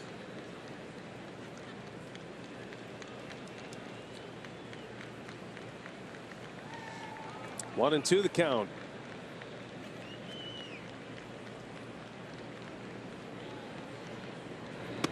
I think that's to be expected a little bit, though. You know, VR is a guy, he's been a platoon player, been a role player. And then a lot of guys like that, especially if you're from Latin American country and you go down to your home country in the off season, you play winter ball, and that's where you try to make up your at bats. And VR played winter ball in the Dominican this past off season. And I would imagine, based on what he's done this season and his standing now leading into next season, that he would monitor those at bats and that playing time a little bit better. Remember, Gene Segura ran into that when he became an everyday player. You got to be able to pace yourself. Not that he doesn't. He's got 551 at bats this year, far and away more than he's ever had before. Never had 300 before this year. 2-2 the count. And there's a base hit. to the opposite field, and the Speedy Reed's on his way in. He'll score. So it's an RBI single for VR, and the Brewers are on the board in the 5th. 2-out RBI single for Jonathan VR. And he's done a real good job taking the baseball to the opposite field. He's got 2 fly balls to left and now a base hit in the left. Really, the only place you can hit that ball hard is into left field on a pitch away. Stayed up in the zone just enough, and VR able to find the hole. So Brewers on the board. RBI number 56 for VR. Hit the ball hard twice tonight. Lined out his last time up, so finally gets one in the hit column. And let's see if he's on the run. His next steal will tie him for the National League lead.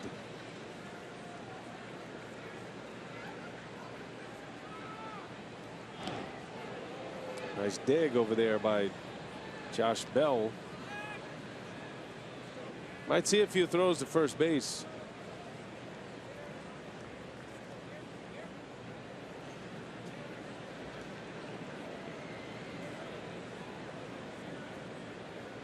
Two outs. Jeanette at the plate.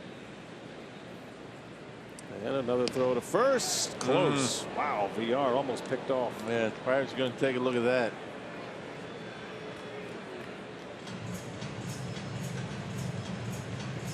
Glenn Hurdle. It kind of hopped up, and that slowed him down a little bit. Yeah, low tag. He reached for the body. If he puts the glove down to the bag, he's got him out. Okay, that is never reach. While we have a moment, that is a big league camera shot right there from our man Woody in that first base well. That is as good as it gets, and that's why this won't take long for Hurdle to check it.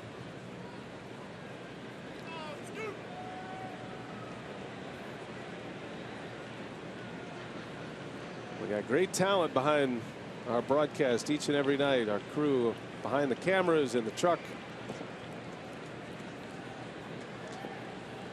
giving you all these great looks, and they certainly appreciate that in the replay center in New York. You think that that woman, the camera person, could take a picture of Woody maybe? He's the real star back there. And he's got to sit with Augie the whole night, so imagine the distraction he's dealing with. That one's in and out of the glove of Bell. You know, VR wants to take off in the worst way. The Cool's making it difficult on him.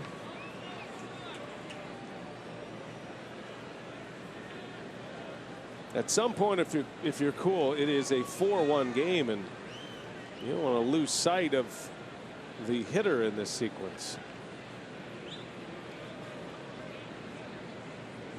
Long pause. Another throw to first. Close again.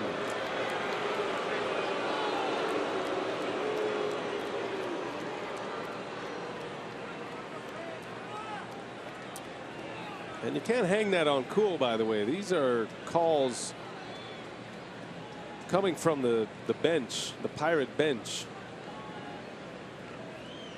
There he goes, and Jeanette swings and fouls it away. Should have let it go. Swung at the first pitch, and VR is not happy about that. I had it stolen after all that.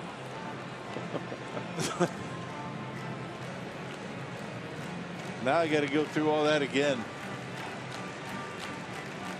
Takes a lot out of you to dive back to first base like that. So they say. I wouldn't know.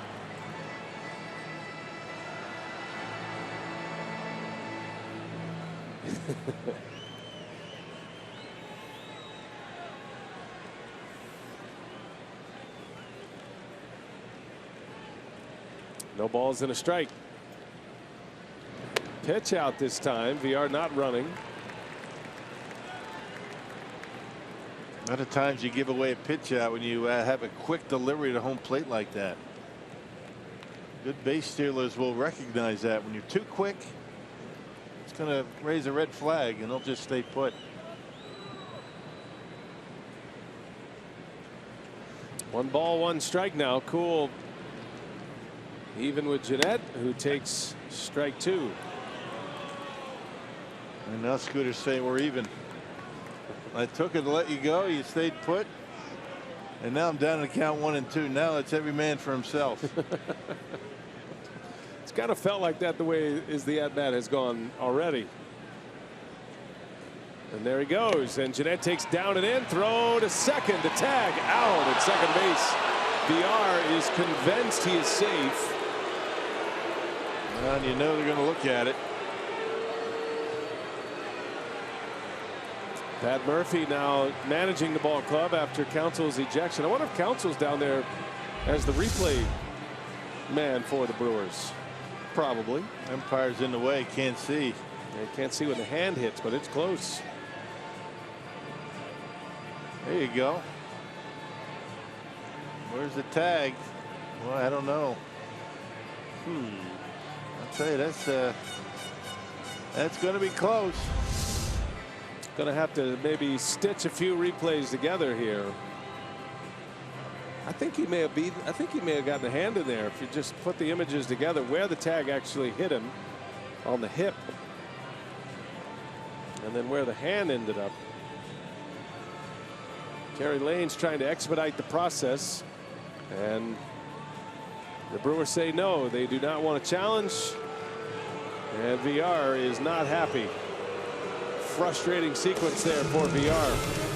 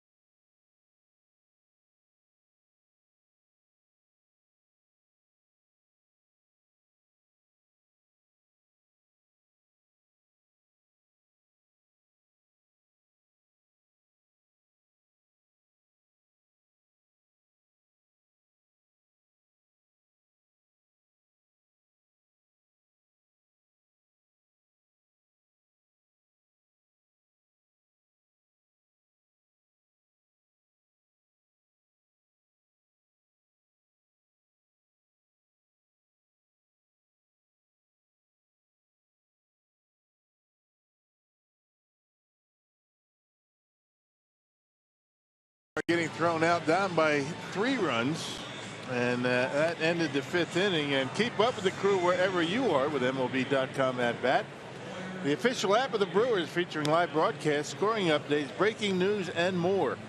Download at bat today, free for your smartphone or tablet.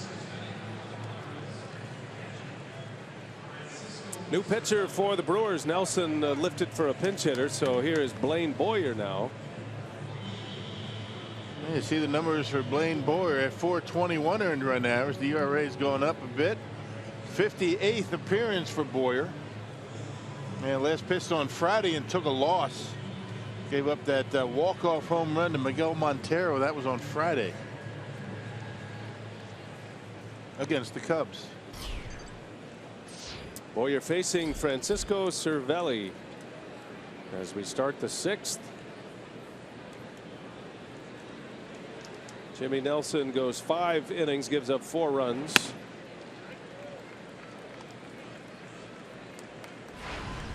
Finishes with 5 strikeouts. First inning did him in here tonight. Had the first 2 out, then gave up 5 consecutive base runners. Home run by McCutchen, then a 2 RBI single by Rodriguez. Little tapper. Boyer is on it, barehands it, and the throw is in time. Good play by Blaine Boyer. Cervelli retired. Yeah, I think a disappointing start for Jimmy Nelson, though. I mean, he doesn't have too many, maybe one start left in the season, and he would have liked to have been able to pitch a little bit better. A little bit shaky command early in the game, but started to get a feel for his pitches as the game went on. But sometimes it only takes one inning. Rodriguez homered off Nelson in the 4th. Augie, what did you see from Jimmy Nelson tonight? Looked like he got it turned around a bit until that home run by Rodriguez, but he did answer a poor first inning. Settled in the 2nd through the 5th. I think the one thing I saw difference in, I'm going to have to go back to the Chicago outing where I thought he really pitched very well with his fastball. Did he have the great command? No, but he pitched in and he threw strikes in when he had to. And in Chicago, the off-speed stuff really played a prominent role in the game that he pitched and he won. And I think tonight what happened is just early in the ball game, he tried to go out and set things up by going in with the fastball, but couldn't locate it inside in that strike zone on the inside part of the plate enough to be beneficial for him. And he got the ball out over the plate just a little bit to McCutchen. He hit it out of the ballpark, and then the other balls were just missing where he wanted to be more on the corners. They were over the middle part of the play. Jerry Augustine with us tonight, talking a little pitching. There's a liner into left, a sinking liner, and it's going to be caught by Santana. 2 outs in the inning. Here comes Jordy Mercer now.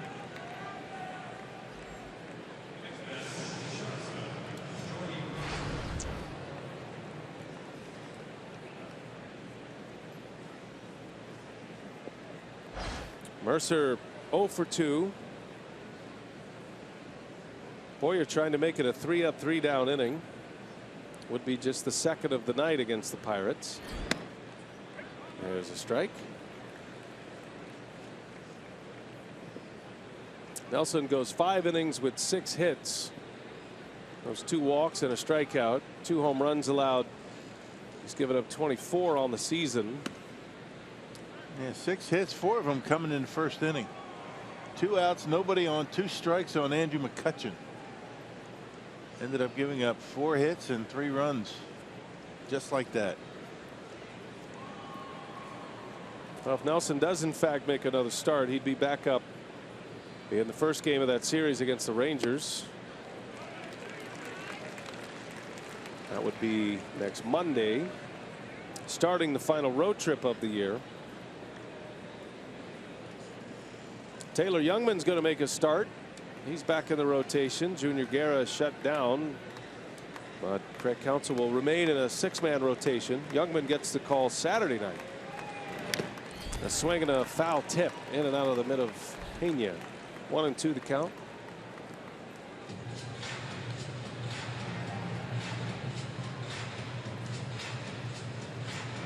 Youngman will start against Dan Straley, who's been terrific for the Reds. Man, Youngman's had 2 pretty good outings out of the bullpen.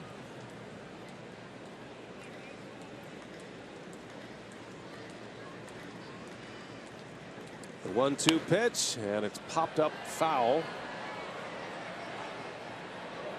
Count stays at a ball and 2 strikes.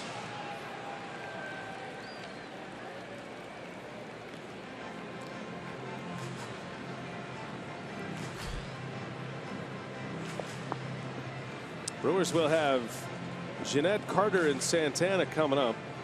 Scooter was at the plate when VR was thrown out, so he'll lead off. Had a 2-strike count on him, so he'll get the fresh count, be the leadoff man. The Brewers are down 3, scored 1 to get back in it. VR drove in a run, driving in Arcia, who started the inning with a single. 1-2 pitch, and it's fouled away. How about Boyer bringing the gas tonight? 95 mile an hour. Yeah, second one he's thrown at that velocity, and he very rarely, if ever, touches the mid-90s.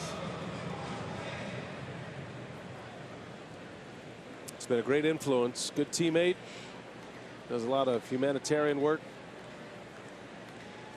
34-year-old Blaine Boyer.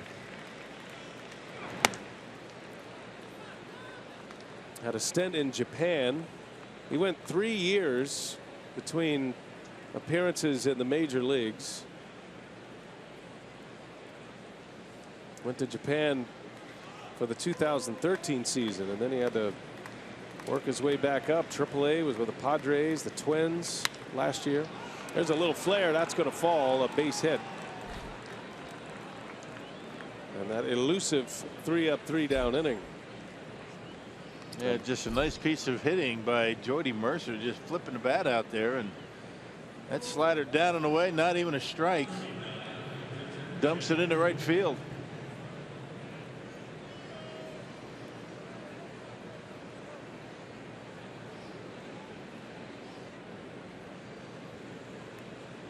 So the pitcher, Chad Kuhl, will hit.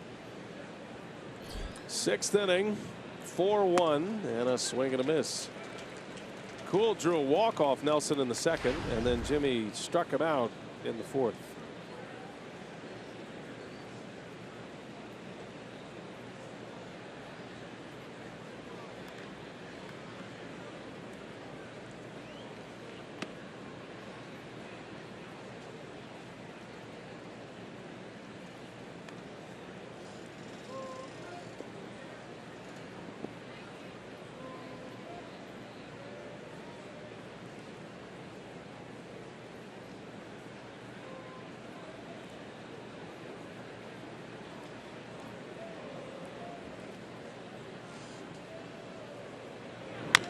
Kuhl bounces one. Arcia's over, and he'll make the play to end the inning. So Boyer puts up a 0 in the 6th. See if the Brewers can get some offense going.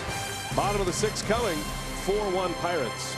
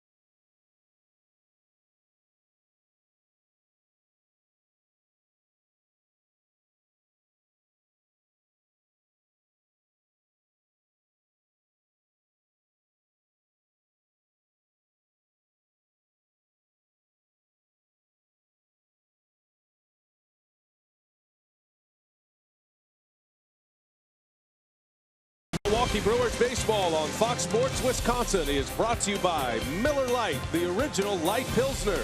Cheers, it's Miller time.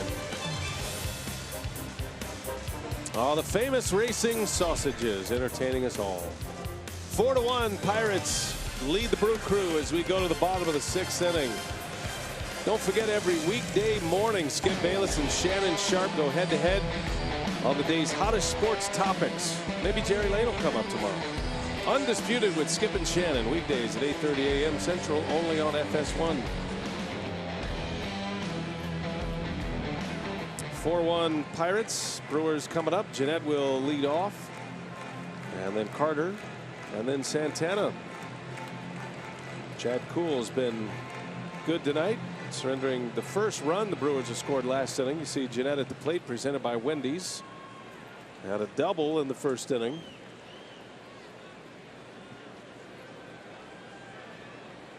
Jeanette has hit safely in 13 consecutive games.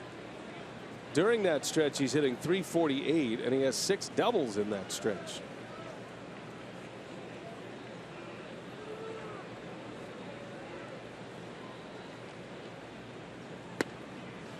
been on everything. I mean, line to line, down the right field line, all the way around to the left field line, and came up with some huge hits in that Cubs series. 1 ball, 1 strike, and Jeanette takes low and away. Change up from Cole. We haven't seen too many of those.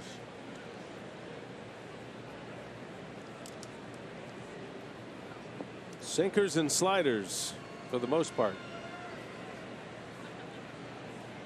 Brewers have 4 hits, scored 1 run.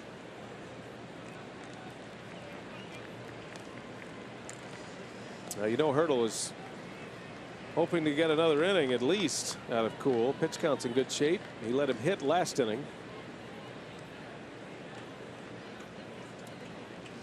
3 balls and a strike. And a swing and a drive into center field. That is way back, but McCutchen runs it down. Boy, Scooter hit that one right on the nose, but McCutchen, a former Gold Glover, makes the play for the out, and the first out of the 6th inning. Yeah, it really took a good route to that baseball. I mean, one false move, he spins himself around just a little bit. He's not going to be able to get there, and that's what we're talking about. Another changeup. Scooter able to wait back on it and hits a bullet out there into center field. Now watch McCutchen. Goes right to the spot, right in front of the warning track. He tracked that one perfectly. Scooter tips his hat. Nice catch. A Gold Glove play right there. McCutchen threw it into 5th gear, didn't he? There's Carter on the first pitch and a grounder to Mercer. 2 gone. Just stayed back nicely, did Scooter Jeanette. I mean, you love the way you see a guy do that on a changeup. And it's not like Cole's been throwing a ton of them. He hasn't. Threw him 2 of them in that at bat, but Scooter able to wait back. He left it up a little bit. And Scooter, man, hit it as hard as you can hit it. Just get under it a little bit. That's a home run. He's swinging it well right now. Santana now. A walk and a fly ball out to right.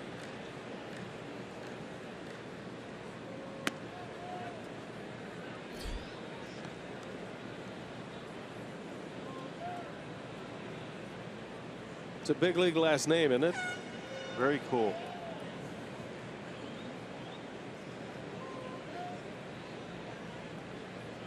There's a shot that is hooking foul. A bullet off the bat of Santana. Wait, she gets the ball and gives it to him. No, you give it back to her. That's a win. You keep it. Just glad everybody's all right. That one came in hot. Took one off the forearm.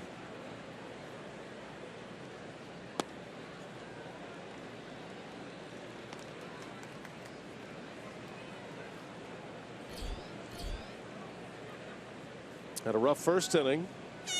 Didn't give up a run, though. Been efficient ever since.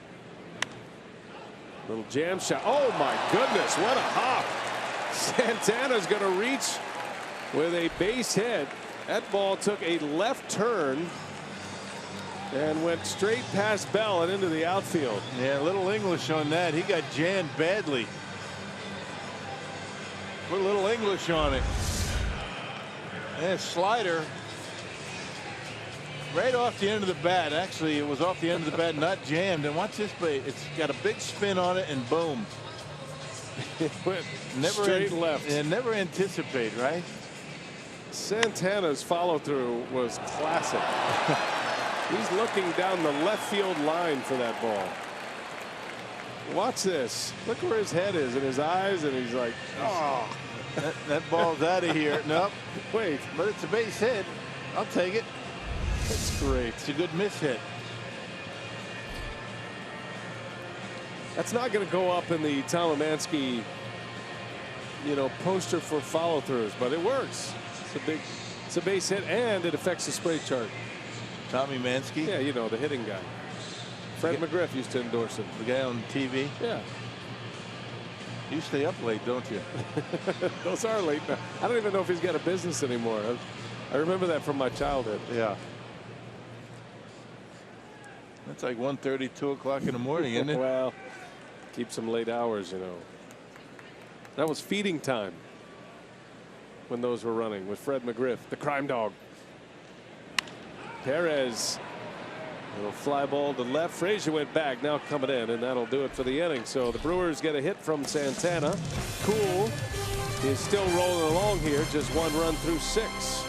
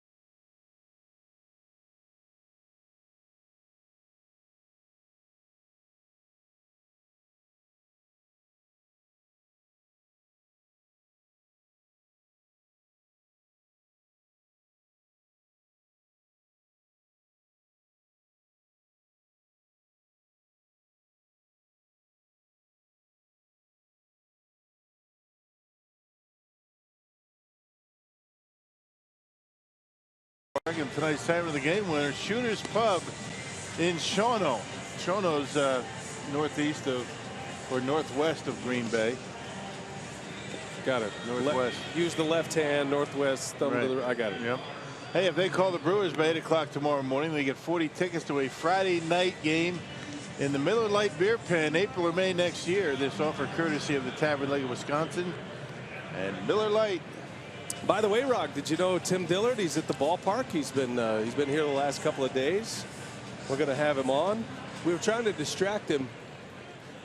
We were messing with him last inning when he was doing he was doing the between inning game that we play, and he's doing a great job. And he's all over social media. If you don't know about Tim Dillard, he is hilarious.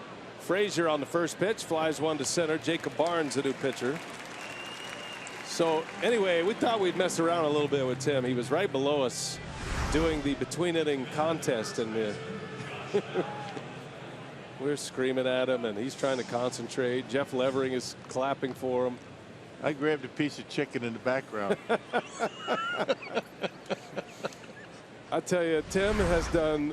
He's still pitching in the Brewers organization. He was at AAA this year, and his dub smashes this year, his Snapchat, his Twitter stuff is so funny. Great videos. Yeah. It's unbelievable. So they decided to call him up. He didn't get the pitching call up he wanted. So what he wanted was a call up to the big league. So he's in the social media realm for the homestand. You can see him all over the place. Just do a search, Tim Dillard, and you'll find everything you need to see on Twitter or Snapchat or Instagram. He did another video today. He climbed the rock wall out there early in the game. Yeah, he did. I saw him out there. Yeah. On the Mountain Dew wall, right? Yeah. The Dew Deck. Dew Deck. So it's good to see Tim. We'll have some fun with him. I think he's coming on with us at some point. Yeah, he made it all the way to the top. Tim's going to be on the pregame show tomorrow. Jacob Barnes, not to be ignored here as he bounces one in. There's another guy that has a lot to pitch for over the next couple of weeks. Well, they all do. Everybody on this club got something to prove, getting opportunities in the major leagues, and you can't tell any of these guys that, you know, these games don't mean a whole lot. You know, last 2 weeks of the season, they haven't played that way. They played with a lot of intensity. Little tapper to Barnes, and 2 up, 2 down for him here in the Pirates' 7th inning.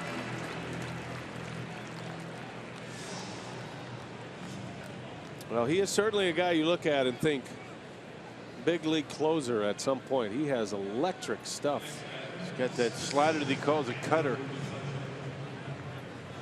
And it is a late breaking, very good slider that he throws, and gets that fastball up there in the mid-90s. Always on the attack. He's not messing around with the corners too much. This will be a good matchup for him with Andrew McCutchen. Starts him with the heat. 97 on the black.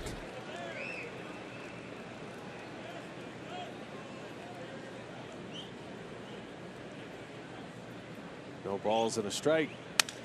Broken bat. And Jeanette, no chance. And now Jeanette just throws it away. Fortunate that didn't end up in Jerry Augustine's lap over there. That'll be an infield hit. No sense in throwing that baseball. I mean, you're not going to get Andrew McCutchen. You just hold on to it. You don't make matters worse. And McCutchen singles on a slider. Good pickup, but don't even bother. Could have easily gone into. Very fortunate to hit the netting. They had him in a shift, which is why Arcia wasn't close to that. Arcia was covering the hole.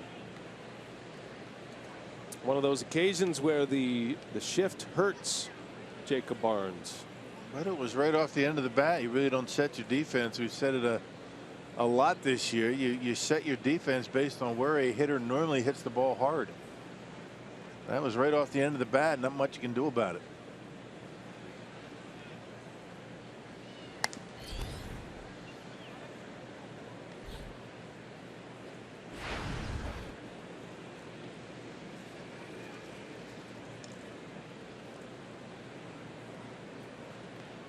Polanco with McCutchen at first. Brewers can ill afford to give up any more at this point. Down 4-1. 9 outs to work with. And there's a pop up. Looks like it'll stay playable. VR is over, calling it. He's got it for the out. Pena cleared the way. Inning over. Barnes puts up a 0. Stretch time at Miller Park.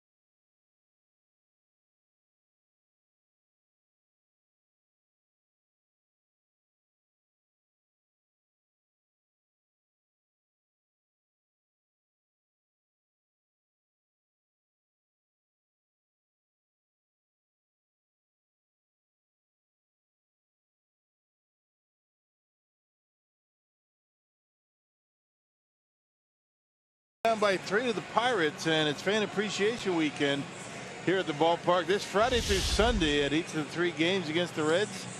All fans will get a scratch-off card containing prizes such as free 2017 tickets, game-used jerseys, and more. For tickets and details, go to brewers.com/fan appreciation. Hope you'll make plans to be with us. We'd love to see you here at Miller Park before they close the doors. Juan Nicasio, the strikeout machine, the Pirate leader in Ks, out of the bullpen. He will have this bottom of the 7th. Manny Pena will lead off, then Arcia, and then Michael Reed. Yeah, we saw Nicasio in last night's ball game. This guy has good stuff. Nicasio, a scoreless inning last night with a strikeout. He has worked in the starting rotation for the Pirates this year, but has been much more effective out of the bullpen.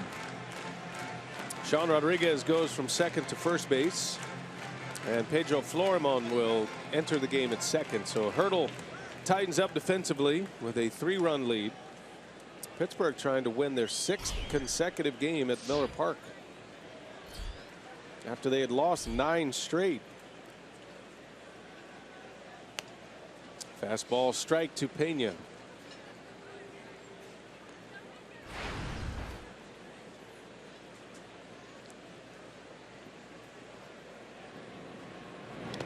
Manny gets the call behind the plate tonight. He lined out in the 4th, hit a bullet to David Freese. Had a soft single, a little jam shot in the 2nd. So they would say they all even out, but hitters never buy that argument. They pop up.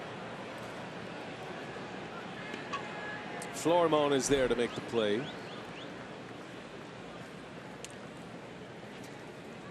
And here comes Arcia. Jerry Augustine has been with us tonight talking pitching. Appreciate his effort down in the on field level.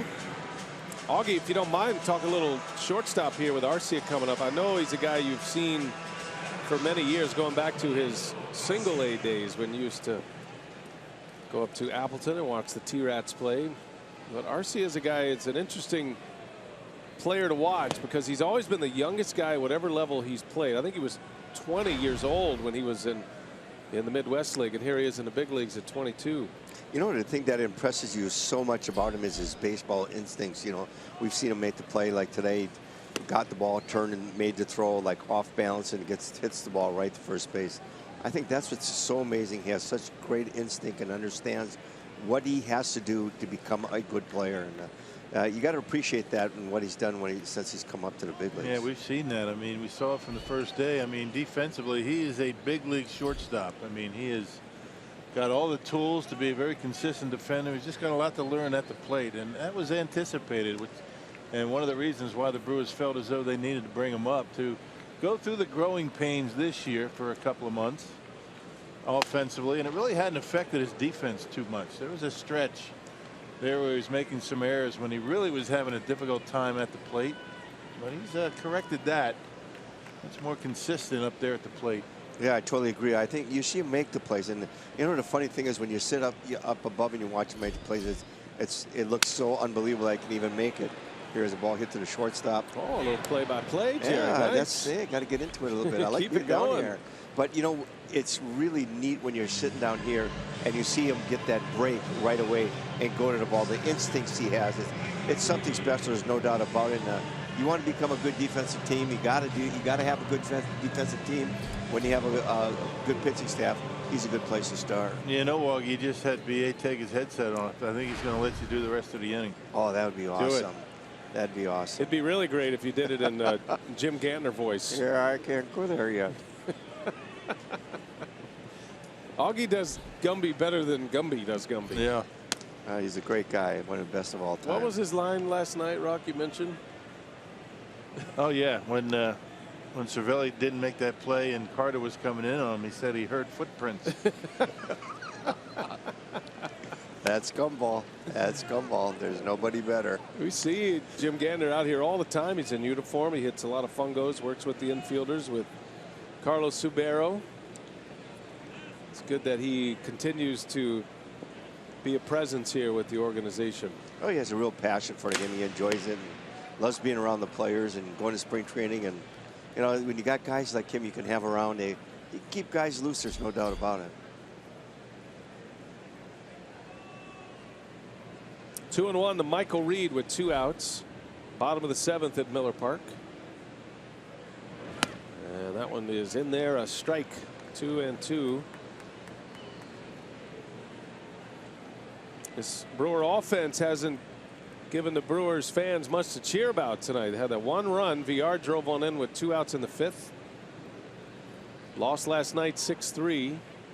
This game has a similar feel. And now Reed strikes out to end the inning. 3 up and 3 down. 7 in the books. We go to the 8th. 4-1 Pirates.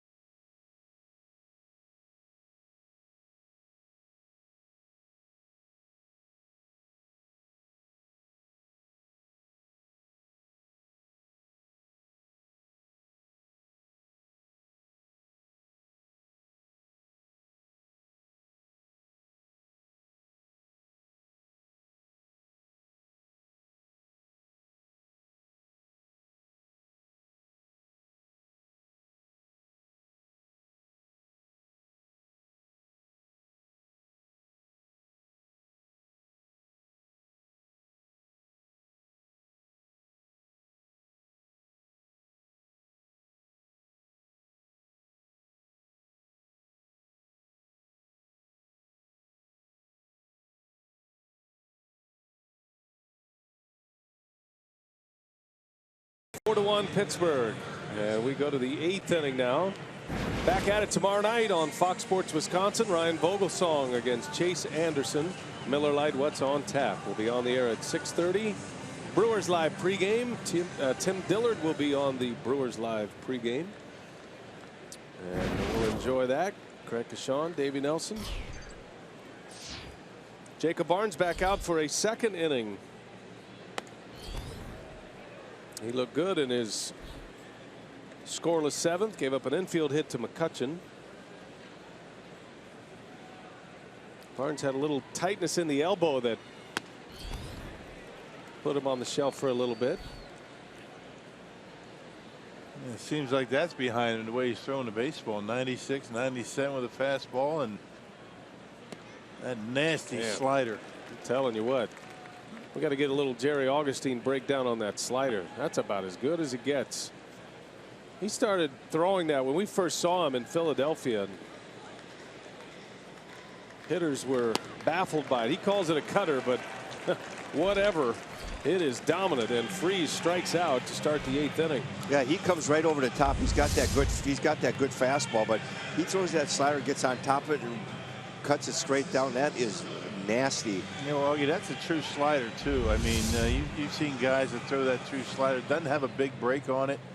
It's just very late, and he can pick up the spin. But it looks like a fastball coming to you up there at the plate until it gets to the cutout of the plate, and then it just takes that quick turn. And you know, it doesn't have to break a lot. It just has to break late and quick.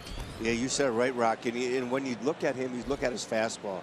His fastball and that slider or that cutter, whatever he wants to call it, comes right out of the same release point. And when you've got 2 pitches that you throw right out of the same release point, hitters have a hard time adjusting to it. He does that very well. He's got that good slider right out of the release point that goes down, and got that good velocity on that fastball. Facing Francisco Cervelli here with 1 away. And you can't really have one without the other. I mean, with Barnes, I think that slider not nearly as effective if he's throwing 93, 94. But 96, 97, you know, guys got to ramp up and they got to gear up quickly, get that bat head out. And just that slight movement is enough to get him off the bat.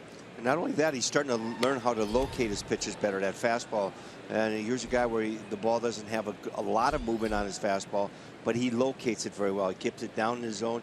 Every once in a while, he'll get it up in his zone or change the eye level of the hitter, but then he comes back with that great slider. Very difficult to hit. He's another guy the Brewers have who arrived in the big leagues a little late. He's 26. He's the pitching version of Keon Broxton, I guess you could say, Jerry. He was signed, drafted out of college, out of Florida Gulf Coast. He was very raw, so had really bad mechanics and was all over the place with his command. Threw hard. They figured he could be a guy that could eventually, if he could learn it all and figure it out at some point, could get here. But man, what he's showing right now is top shelf ability in the major leagues. Yeah, you watch his delivery. It's so fun from the side. When you watch him from here, he's right over the top.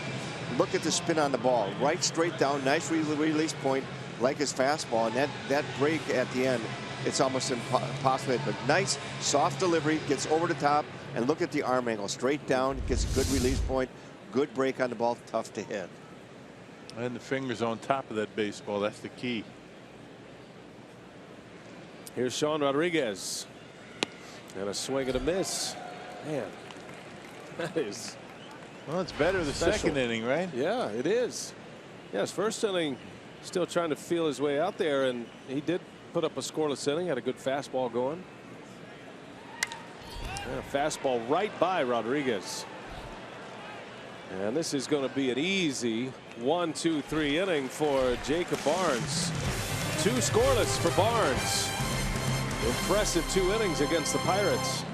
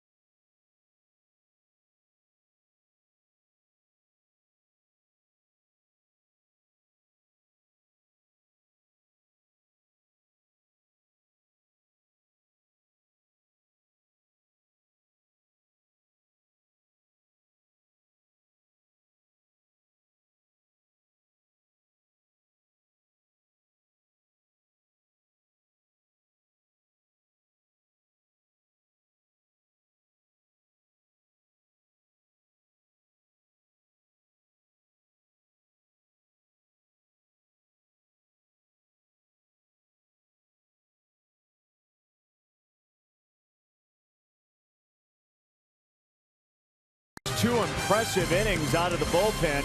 We're getting set for Brewers Live postgame, and one of the things we've been talking about a lot lately is just opportunities that guys have to show their stuff. And this guy's done a nice job of showcasing himself. Jacob Barnes have for potential bullpen in 2017. Well, he certainly has, and I'm glad I don't have to face this guy. Well, I'm going to tell you what, he's got an outstanding arm. And he comes in, 95 to 97, and that nasty slider. And, I just believe the more experience this man gets, the better he's going to get. Well, we'll talk about that here from Craig Counsell and also break down the first inning for the Pirates for the second straight night. A big first inning has set the table, and the Brewers are going to go to bat here. A couple of more chances before this one's over. Only down 4-1. Again, still in this ball game, but got to get that offense cranked up. All right, Craig and Davey, thanks. And here we go to the Brewer half of the 8th. Felipe Rivero is on the pitch now for Pittsburgh. Yeah, down by 3 was the best part of this ball club. The late inning bullpen for the Pirates. Rivero part of that in that Melanson trade with the Nationals. Last pitched on Saturday night. And tossed an inning and 2/3 scoreless.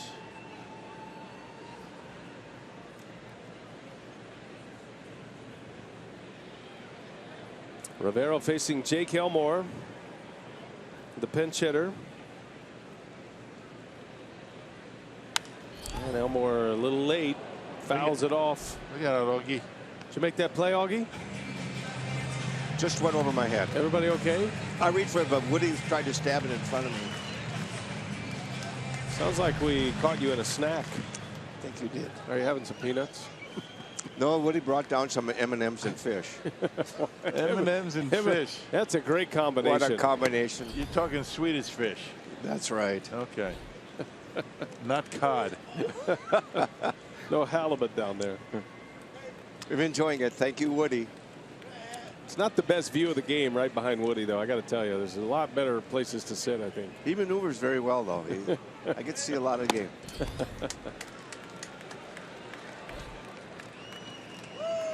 Jake Elmore in a 3-1 count. Brewers need base runners, down 3. It's been fun having Augie tonight. Always appreciate his pitching expertise. Former Division I coach at UWM. There's a base hit. Elmore with a single. Clean single to right. Yep, on a 3-1 count at 96 miles an hour. And Rivera's got the good slider. He's got the fastball, and able to dump that one into right. To a good start to the 8th for Milwaukee. Jonathan Villar will bat now, responsible for the lone run. Villar's on the Powerball home run leaderboard, career high for him, 16. Carter 3 off the lead now in the National League. Arenado homered today for the Rockies. He has 39, so Carter with 36. Braun hopefully back tomorrow. I guess technically there is no paternity leave when you get to September call-ups, by the way. We've been saying that. I've been saying that. But because of the expanded rosters, you don't officially need to put a player on paternity leave. So Braun's just on the roster and active and just not here. Now, typically players get 3 days.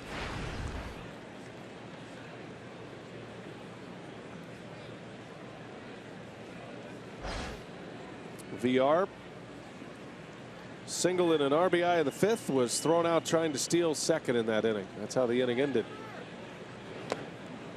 Cut and a miss, 0-2 the count. Yeah, that slider from Rivera, he's got a good one.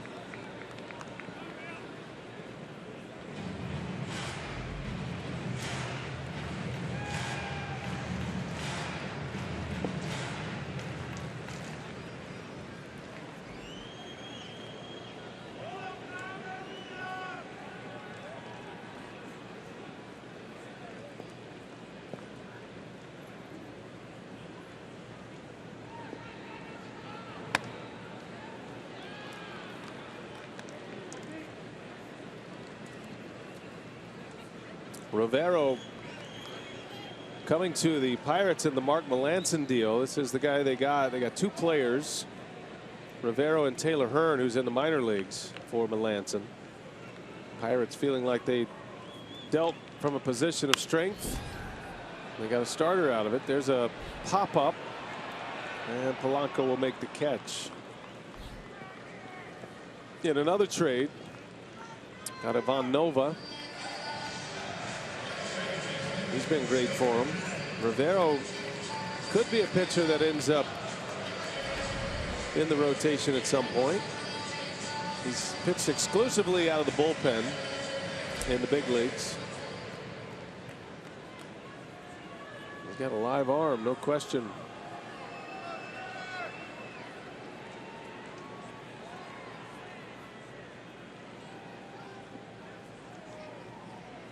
Scooter Gennett with one away. Tough matchup for Scooter, although he has hit lefties this year. Yeah, we've been talking about Jim Gantner, you know, some of the things he says, but there wasn't a better guy against left-handed pitchers. Talking about left-handed hitter just digging that front shoulder right in there, and he might get hit, but he's not going to give an inch. One of the best I ever saw. Not giving in to that left-handed pitcher. Augie, you remember Gantner against lefties, didn't you? Yes, I did. I faced him a number of times in college also, but he did try to hit the ball the opposite way. He challenged you to go on the inside part of the plate on him. Good hitter against left-handed pitching. And Scooter's starting to do a lot of that. I mean, he's really digging that shoulder in, not giving an inch, and driving the ball to left field. I think when you look at Scooter, and Rock, you guys can talk a little bit better about when you see him hitting against a left-hand hitter this year, the way his approach is and hitting the ball the opposite way, keeping that front shoulder in, has really helped him against facing right-handed pitchers also, the guys who throw it and sink it away on him a little bit. Not a base hit to left, yeah. I think it's made a big difference for him. You're a left-handed pitcher, Augie. Is there anything you looked at when you faced a left-handed hitter? Any keys that helped you figure out how to pitch a certain guy? Usually you could tell early the way they reacted to your breaking ball. A lot of times a lefty will go away, but you really have to dominate that outside half of the plate, outside part of the plate, and you throw a breaking ball. If they kind of went with it, then you know you had to throw something inside to straighten them up or to back them off, and then it'd open up that outside part again. But most guys, lefties, you have to go in on it. Just show me you'll go there. 1-2 pitch, and Jeanette waves and misses right on cue. Just as Augie said, he goes away with a breaking ball, and Jeanette chases. 2 outs in the inning now. That's a tough matchup for any left-hander. This guy, I mean, 97 with a fastball with that electric slider. That is, he's got great stuff. You watch the way the ball moves out, comes out of his hand. I mean, he's real fluid with his delivery. Doesn't look like he throws the ball hard, but that ball really gets on you in a hurry.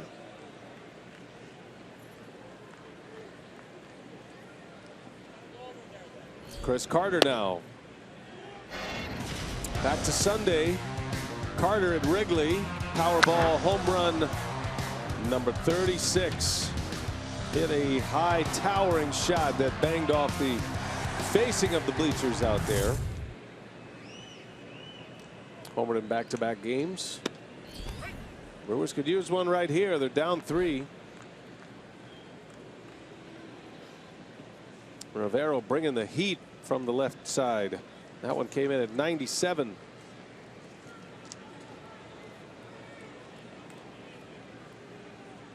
One and one. Runner at first is Elmore. Had a single. Craig Counsell ejected from this game.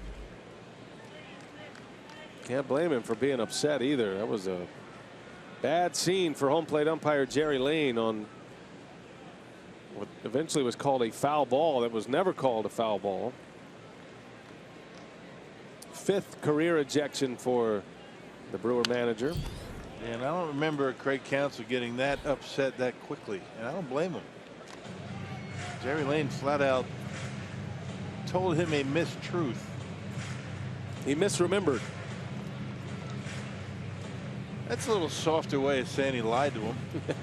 He did. He flat out lied. There's no other way to put it, Jerry. Sorry.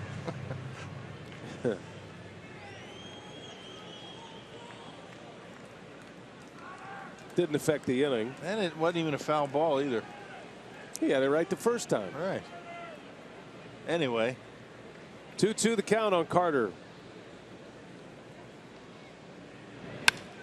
In the air to center, shallow. McCutchen got a late break, but he's there, and that will retire the side. To the ninth we go. 4-1 Pittsburgh.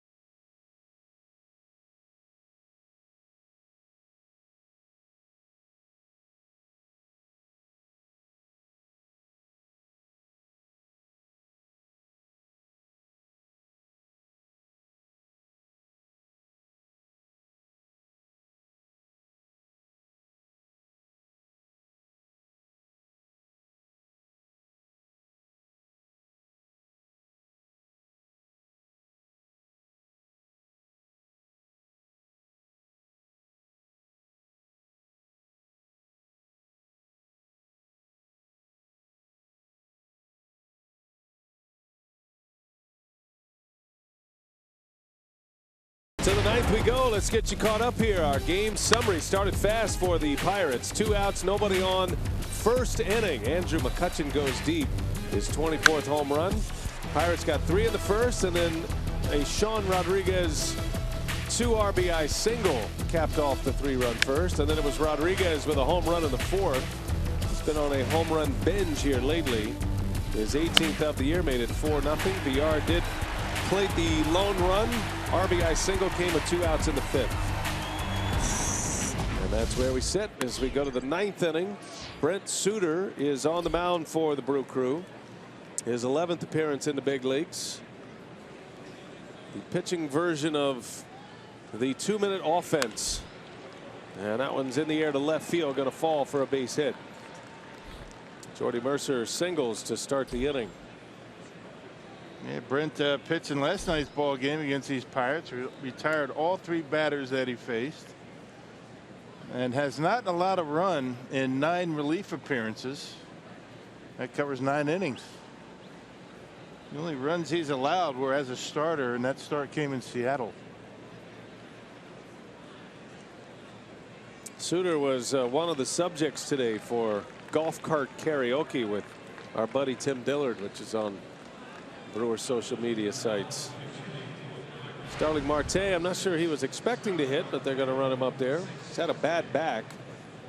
Seen him take batting practice the last couple of days. With the pitcher spot.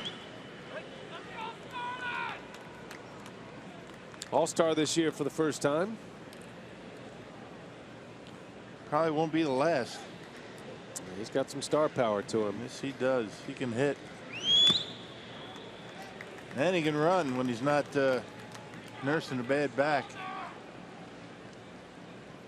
Very few pinch hitting opportunities. Usually when he's out of the starting lineup, he gets the day off. Well, Marte didn't last long. Down he goes on 3 pitches. Didn't seem like the heart was in it. I'm with you. He was late getting to the plate anyway. I'm not sure he still thinks he was called out. Hurdle just shaking his head.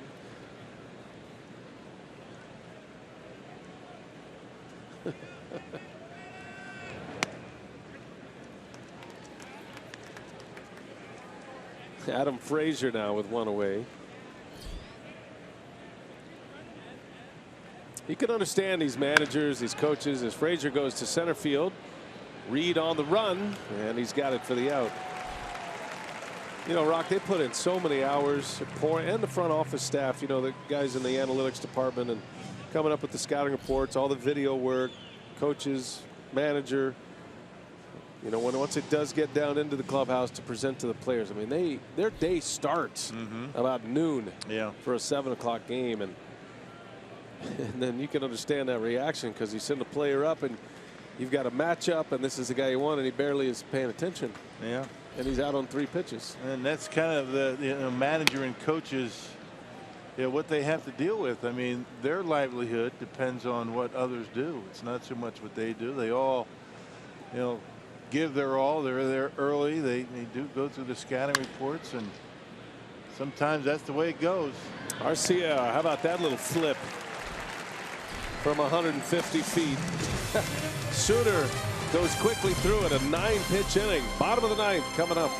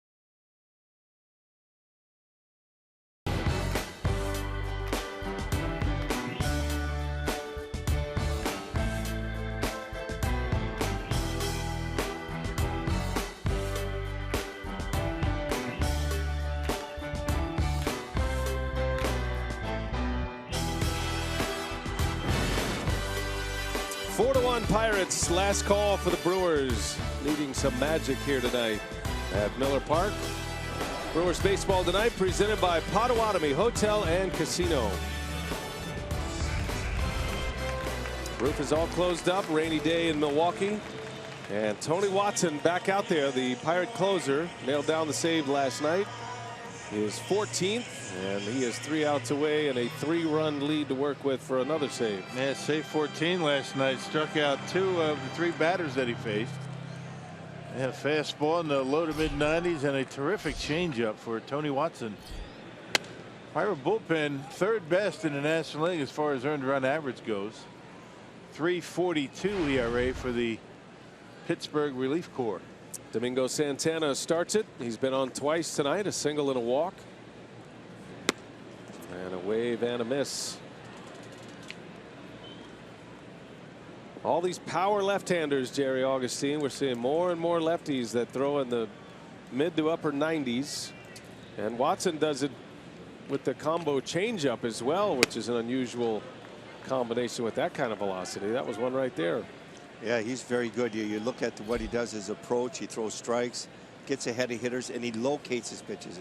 You know, it's one thing to throw the ball hard. The second thing is you have to locate it. And some of these guys can really locate it very well. And a called strike 3. Santana's out. That's the changeup again at 85 miles an hour.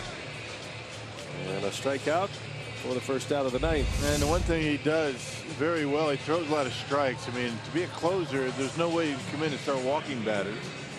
And Watson does a very good job of that. Any good reliever worth his salt. I mean, if you got good numbers and you're a late inning reliever, you're not going to be walking batters. And you can pitch with movement. Being able to locate the ball and have movement on it, boy, that's a big plus. Perez up the middle, and that's going to be a base hit. Florimon got a glove on it, but an infield hit. The Brewers have a base runner for the first time since the 6th inning. It had been a stretch of 9 in a row retired by Pirate pitching. Hernan 1 out of 4.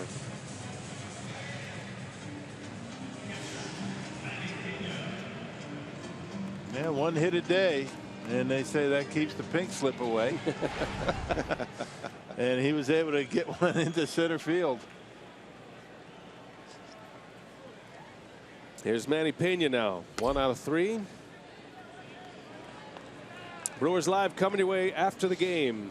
Interested to hear the comments of Craig Counsell tonight after he was ejected. Well, he's had plenty of time to, relax and, maybe calm down a little bit. Pena in the air to center, shallow center. McCutchen wants it. I think whatever soundbite we're going to get tonight measured is going to be measured, but if you got it right after he got thrown out, I think it would have been a little bit more interesting. All he really has to say is just go watch the video. Pictures don't lie, Rock. They tell 1,000 words. I know. Say. Right.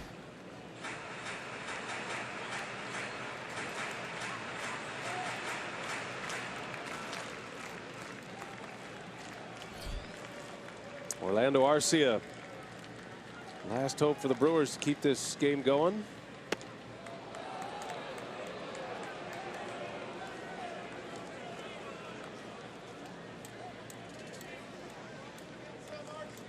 Well, Augie, good job tonight. Enjoyed having you with us. Thanks for putting your eyes on this one for us from the dugout. That was a lot of fun to get your vantage point, your expertise.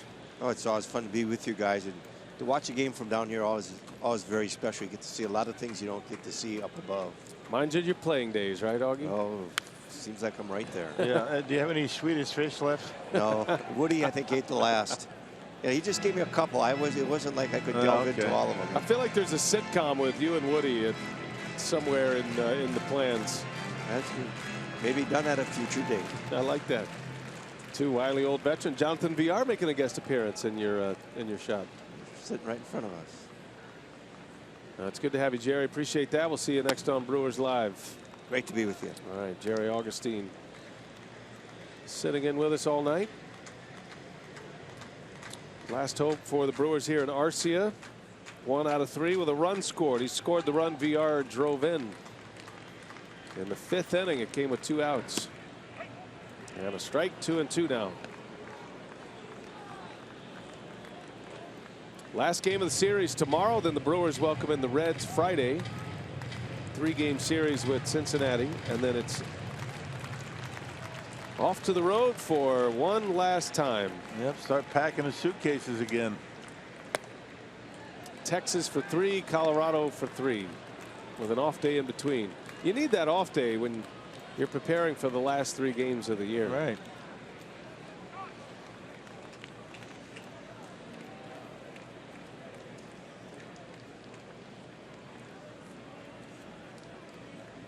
Full count.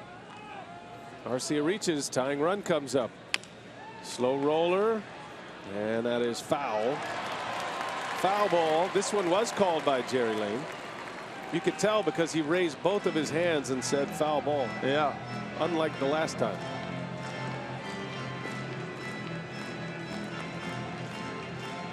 I think it should be our pregame hit tomorrow. I think you're having a difficult time getting past that. I'm just saying. I agree with you, though.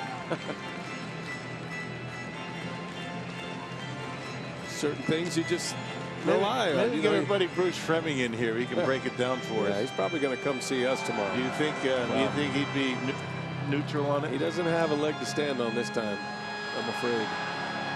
It's okay to be wrong. Everybody's wrong sometimes. Just say you're wrong. All right. I missed it. 3-2 pitch. Swinging a foul.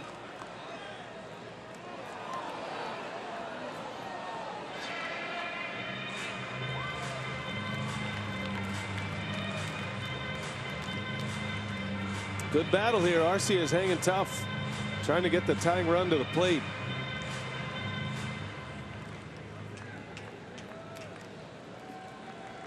Watson, another 3-2 pitch. Runner goes, and a swing and a foul.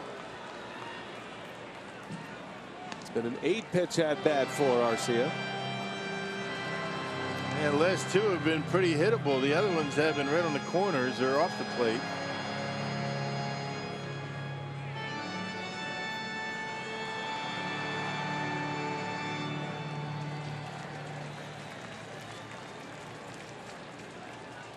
Another 3-2 and a fly ball right field. This should do it. And the Pittsburgh Pirates have now won 6 in a row at Miller Park. Ball game over. McCutchen with another home run.